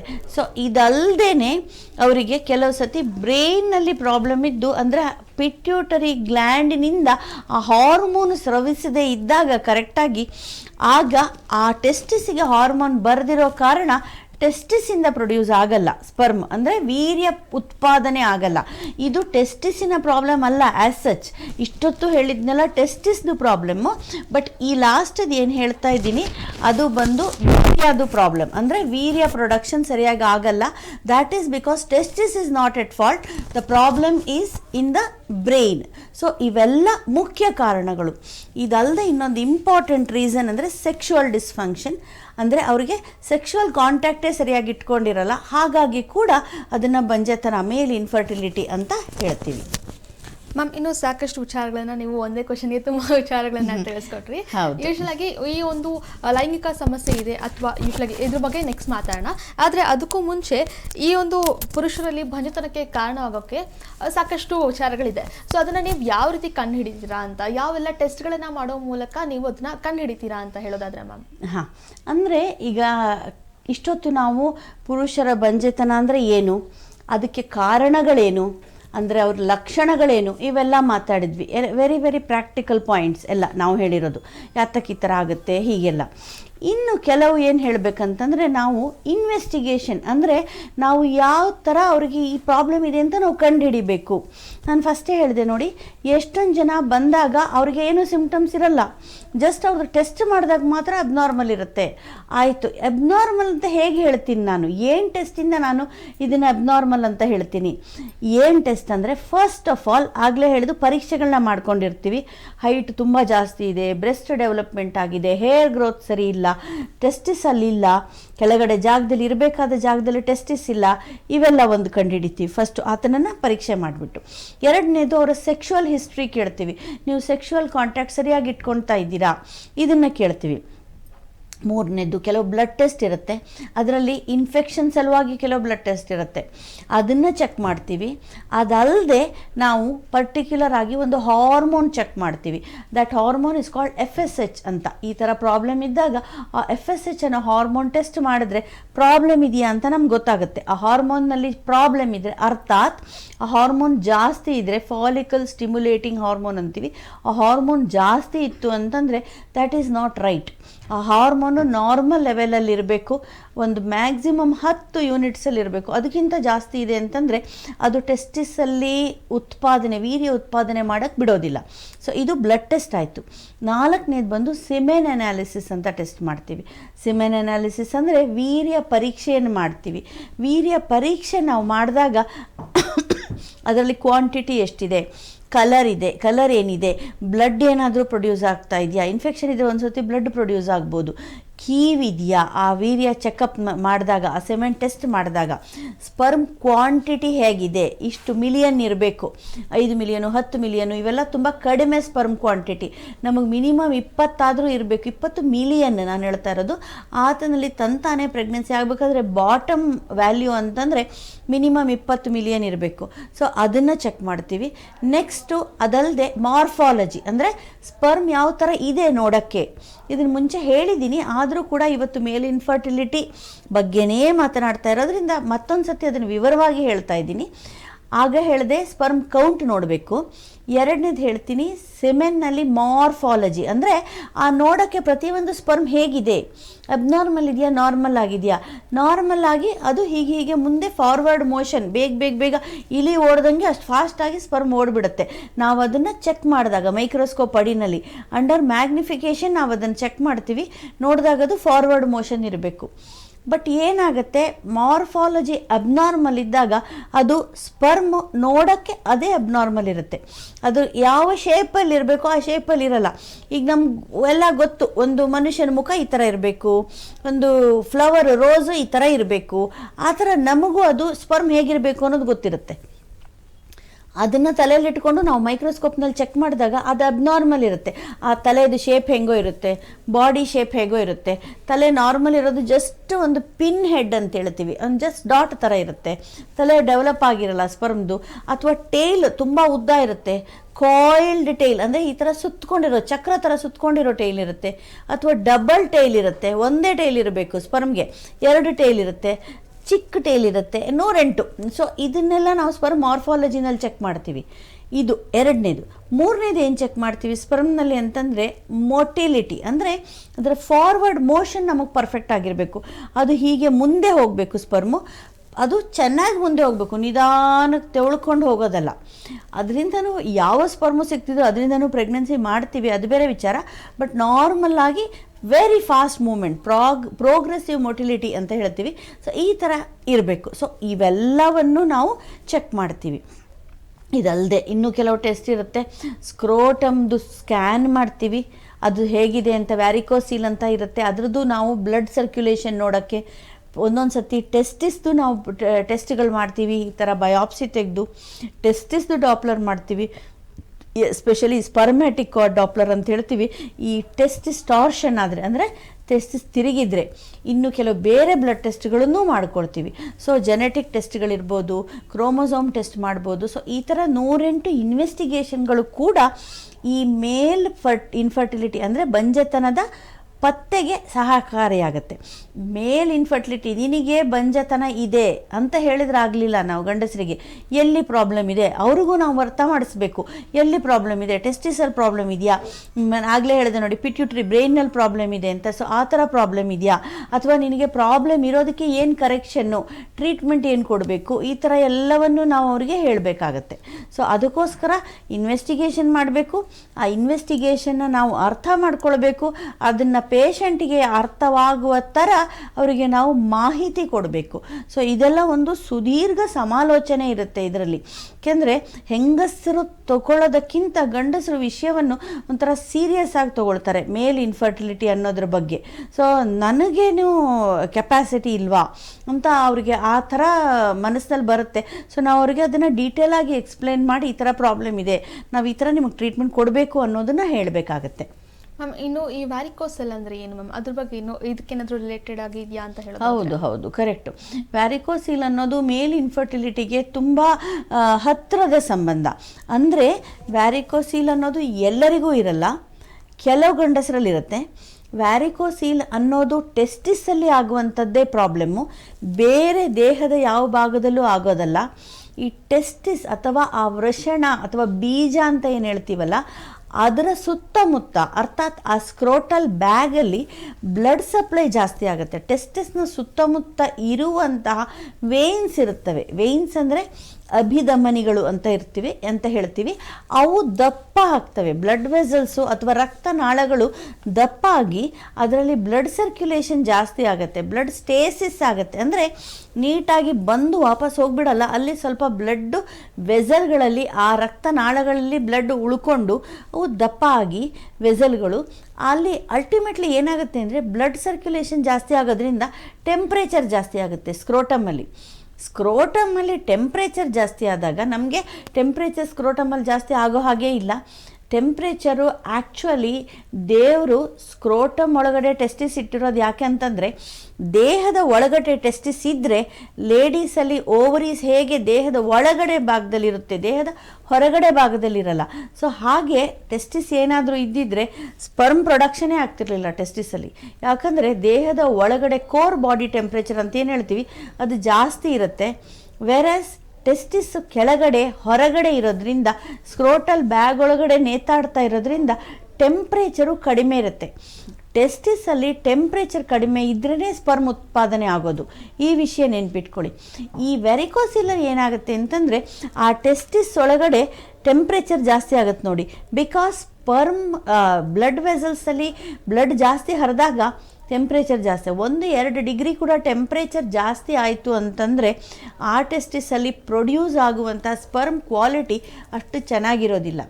ಈ ವ್ಯಾರಿಕೋಸೀಲು ತುಂಬ ಚಿಕ್ಕದು ವ್ಯಾರಿಕೋಸೀಲ್ ಇತ್ತಂದರೆ ಅದನ್ನೇನು ಸರಿ ಮಾಡೋಕ್ಕೆ ಹೋಗೋದಿಲ್ಲ. ಬಟ್ ಜಾಸ್ತಿ ಇದ್ದರೆ ವ್ಯಾರಿಕೋಸೀಲು ಅದಕ್ಕೆ ಕೆಲವು ಪ್ಯಾರಾಮೀಟರ್ ಇರುತ್ತೆ. ಅಂದರೆ ಬ್ಲಡ್ ವೆಸಲ್ಸ್ ಇಷ್ಟು ದಪ್ಪ ಆಗಿದೆ, ಆ ಡಾಪ್ಲರ್ ಸ್ಟಡೀಸಲ್ಲಿ ಈ ಥರ ಇದೆ ಅಂತ. ಎನಿವೆ ಆ ಥರ ಜಾಸ್ತಿ ಆಗಿದೆ ಅಂತಂದರೆ ಆಗ ಆ ವ್ಯಾರಿಕೋಸೀಲ್ಗಳಿಗೆ ಆಪ್ರೇಷನ್ ಬೇಕಾಗುತ್ತೆ. ಮ್ಯಾಮ್, ಇನ್ನು ಯೂಶ್ವಲಾಗಿ ನೀವು ಅವಾಗಲೇ ಹೇಳ್ತಾ ಇದ್ರಿ ಲೈಂಗಿಕ ಸಮಸ್ಯೆಯಿಂದ ಕೂಡ ಬಂಜೆತನ ಕಾರಣ ಆಗುತ್ತೆ ಅಂತ. ಸೊ ಯಾವ ರೀತಿ ಕಾರಣ ಆಗುತ್ತೆ ಮತ್ತು ಅದಕ್ಕೇನಾದರೂ ಕ್ರಮಗಳಿಂದ ಅದನ್ನು ಸರಿಪಡಿಸಬಹುದಾ ಅಂತ? ಹೌದು, ತುಂಬ ಮುಖ್ಯವಾದ ಪ್ರಶ್ನೆ ಇದು. ಡೇ ಟು ಡೇ ಗಂಡ ಹೆಂಡತಿಯರಲ್ಲಿ ಕಲಹ ತರುವಂತಹ, ದಾಂಪತ್ಯ ವಿರಸ ತರುವಂತಹ ಒಂದು ಸಮಸ್ಯೆ.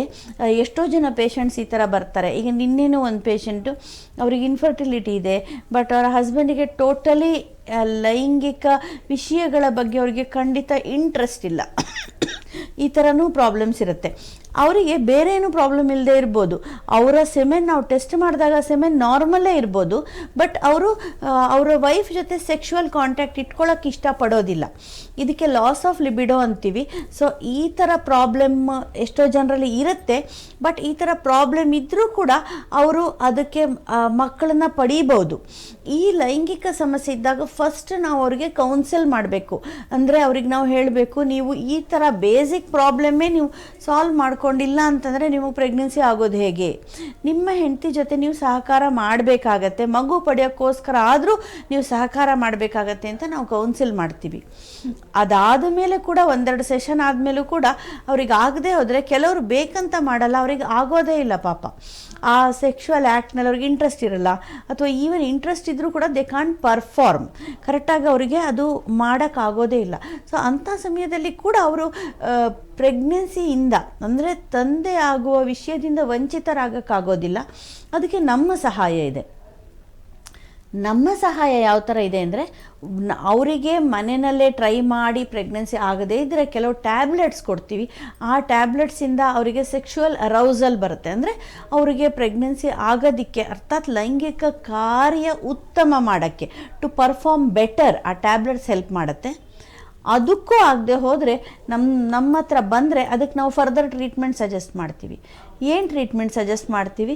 ಫಸ್ಟ್ ಆಫ್ ಆಲ್ ಅವರು ಸ್ಯಾಂಪಲ್ ಕೊಡೋ ಥರ, ತಂತಾನೇ ಸ್ಯಾಂಪಲ್ ಕೊಡೋ ಥರ, ಮ್ಯಾಸ್ಟರ್ಬೇಟ್ ಮಾಡಿ ಸ್ಯಾಂಪಲ್ ಕೊಡೋ ಥರ ನಮ್ಮ ಹತ್ರ ಟ್ಯಾಬ್ಲೆಟ್ಸ್ ಇದೆ, ಅಥವಾ ವೈಬ್ರೇಟರ್ಸ್ ಅಂತ ಹೇಳ್ತೀವಿ. ಅದಕ್ಕೆ ತಕ್ಕನ ಕೆಲವು ಇನ್ಸ್ಟ್ರೂಮೆಂಟ್ಸ್ ಇರುತ್ತೆ. ಆ ಇನ್ಸ್ಟ್ರೂಮೆಂಟಿಂದ ಅವರು ಅದನ್ನು ಯೂಸ್ ಮಾಡಿಕೊಂಡಾಗ ಅವರಿಗೆ ಆ ಸ್ಯಾಂಪಲ್ ಎಮಿಷನ್ ಅದನ್ನು ಕೊಡೋದಕ್ಕೆ ಹೆಲ್ಪ್ ಆಗುತ್ತೆ. ಆ ಥರ ಅವರು ಸ್ಯಾಂಪಲ್ ಕೊಟ್ಟಾಗ ಅದನ್ನು ನಾವು ಮತ್ತೆ ಬೇರೆ ಥರ ಯೂಸ್ ಮಾಡ್ಕೊಳ್ತೀವಿ. ಏನು, ಆ ಸ್ಯಾಂಪಲ್ನ ಪರಿಷ್ಕರಿಸಿ ಆಕೆಗೆ ನಾವು IUI ಮಾಡ್ಬೋದು. ಅಂದರೆ ಇದು ನಾನು ಸೆಕ್ಷುವಲ್ ಕಾಂಟ್ಯಾಕ್ಟಿನ ಪ್ರಾಬ್ಲಮಿಗೆ ಟ್ರೀಟ್ಮೆಂಟ್ ಅಂತ ಹೇಳ್ತಾ ಇಲ್ಲ, ಲೈಂಗಿಕ ಸಮಸ್ಯೆ ಇದ್ದವರು ಯಾವ ಥರ ಮಗು ಪಡಿಬೋದು ಅನ್ನೋದನ್ನು ನಾನು ಹೇಳ್ತಾ ಇದ್ದೀನಿ.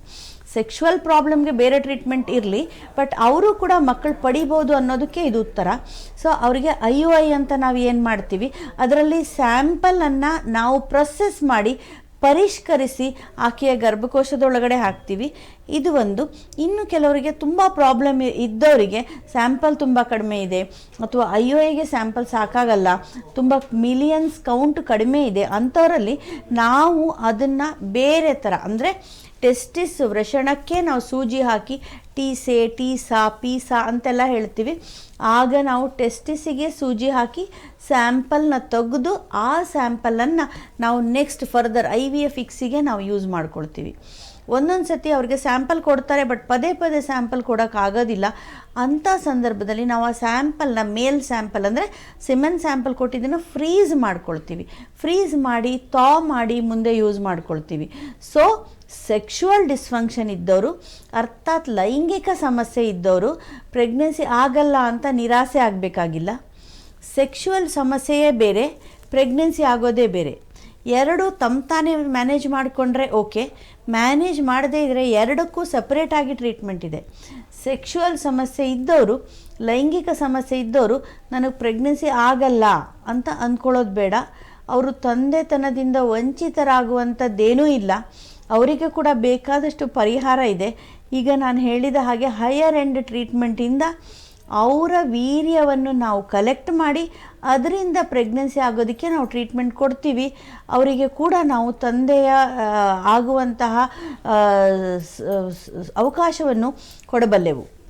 ಮ್ಯಾಮ್, ಇನ್ನು ಯೂಶ್ವಲಾಗಿ ನಿನ್ನೆ ನಾವು ಮಾತನಾಡ್ತಾ ಇದ್ವಿ, ಲೈಕ್ ಫೀಮೇಲಲ್ಲಿ ಯಾವ ರೀತಿಯಾದಂತಹ ಮೊಬೈಲ್ ರೇಡಿಯೇಷನ್ಸು ಪ್ರಭಾವ ಬೀರುತ್ತೆ ಅಂತ.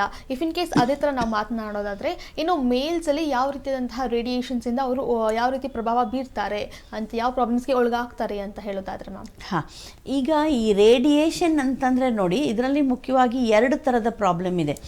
ಒಂದು ರೇಡಿಯೇಷನ್ ಅಂದರೆ ನಿನ್ನೆ ನಾವು ಮಾತಾಡಿದ ಹಾಗೆ ಓವರಿದು ಕ್ಯಾನ್ಸರ್, ಅದರ ಬಗ್ಗೆ ಏನು ರೇಡಿಯೇಷನ್ನು, ಅಥವಾ ಬಾಡಿನಲ್ಲಿ ಬೇರೆ ಕ್ಯಾನ್ಸರ್ ಆದಾಗ ಅದಕ್ಕೆ ರೇಡಿಯೇಷನ್, ಅಂದರೆ ಇದು ಕ್ಯಾನ್ಸರ್ ತಜ್ಞರು ಕೊಡುವಂತಹ ರೇಡಿಯೇಷನ್ನು. ಅದು ಬೇರೆ, ಮೊಬೈಲ್ ರೇಡಿಯೇಷನ್ ಬೇರೆ. ಈ ಕ್ಯಾನ್ಸರ್ ತಜ್ಞರು ಕೊಡುವಂತಹ ರೇಡಿಯೇಷನ್ನು ಈ ಗಂಡಸರಲ್ಲಿ ಕ್ಯಾನ್ಸರ್ ಆದಾಗಲೂ ಬೇಕಾಗತ್ತೆ. ವೃಷಣದ ಕ್ಯಾನ್ಸರ್ ಆಗಿರ್ಬೋದು, ಅಥವಾ ಟೆಸ್ಟಿಸ್ದೇ ಕ್ಯಾನ್ಸರ್ ಆಗ್ಬೋದು.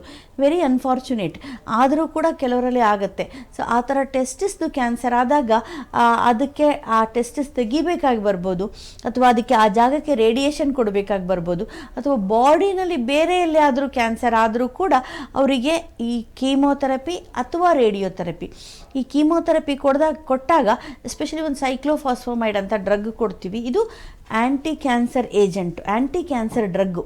ಸೊ ಈ ಥರ ಕೀಮೋಥೆರಪಿ ಅಥವಾ ರೇಡಿಯೋಥೆರಪಿ ಕೊಟ್ಟಾಗ ಅವರಿಗೆ ಆ ಟೆಸ್ಟಿಸಲ್ಲಿ ಪ್ರೊಡ್ಯೂಸ್ ಆಗುವಂಥ ಸ್ಪರ್ಮು ತುಂಬ ಕಡಿಮೆ ಆಗುತ್ತೆ ಅನ್ಫಾರ್ಚುನೇಟ್ಲಿ. ಅಂದರೆ ಈ ಓವರಿ ಆಗಲಿ, ಅಂದರೆ ಅಂಡಾಶಯ ಆಗಲಿ ಅಥವಾ ಈ ಟೆಸ್ಟಿಸ್ ಆಗಲಿ ತುಂಬ ಸೆನ್ಸಿಟಿವ್ ಇರ್ತವೆ. ಅಂದರೆ ಈ ಕೀಮೋಥೆರಪಿ ಅಥವಾ ರೇಡಿಯೋಥೆರಪಿ ತಗೊಂಡಾಗ ಅಲ್ಲಿ ಏನು ಸ್ಪರ್ಮ್ ಪ್ರೊಡ್ಯೂಸ್ ಆಗುತ್ತೆ, ವೀರ್ಯ ಏನು ಉತ್ಪಾದನೆ ಆಗುತ್ತೆ, ಆ ವೀರ್ಯ ಬಿಗಿನಿಂಗಲ್ಲೇ ಅದು ಪ್ರೊಡ್ಯೂಸೇ ಆಗಲ್ಲ. ಅಂದರೆ ಚಿಕ್ಕ ಸಸಿನ ಮೊಳಕೆಯಲ್ಲೇ ಕಿತ್ತಾಕ್ದಂಗೆ ಆಗಿಬಿಡುತ್ತೆ. ಆ ಥರ ಅಲ್ಲೇ ಸತ್ತೋಗ್ಬಿಡ್ತವೆ ಅವು. ಸೊ ಅದಕ್ಕೋಸ್ಕರ ಈ ರೇಡಿಯೇಷನ್ ಕೀಮೋಥೆರಪಿಗಿಂತ ಮುಂಚೆ ನಾವು ಅವರಿಗೆ ನಿನ್ನೆ ಹೇಳಿದ್ವಿ ನಾವು ಫರ್ಟಿಲಿಟಿ ಪ್ರಿಸರ್ವೇಷನ್, ಅಂದರೆ ಅವರು ಕ್ಯಾನ್ಸರಿಗೆ ಟ್ರೀಟ್ಮೆಂಟ್ ತಗೊಳ್ಳೋದಕ್ಕೆ ಮುಂಚಿತವಾಗಿ ಅವರು ಸಿಮೆನ್ ಸ್ಯಾಂಪಲ್ನ ಎತ್ತಿಡಬೇಕು. ಇದು ಲೇಡೀಸಿಗಿಂತ ಈಸಿ. ಲೇಡೀಸಲ್ಲಿ ನಿನ್ನೆ ಹೇಳಿದೆ ನೋಡಿ, 15 ದಿವಸ ಟೈಮ್ ತೊಗೊಳ್ತೀವಿ.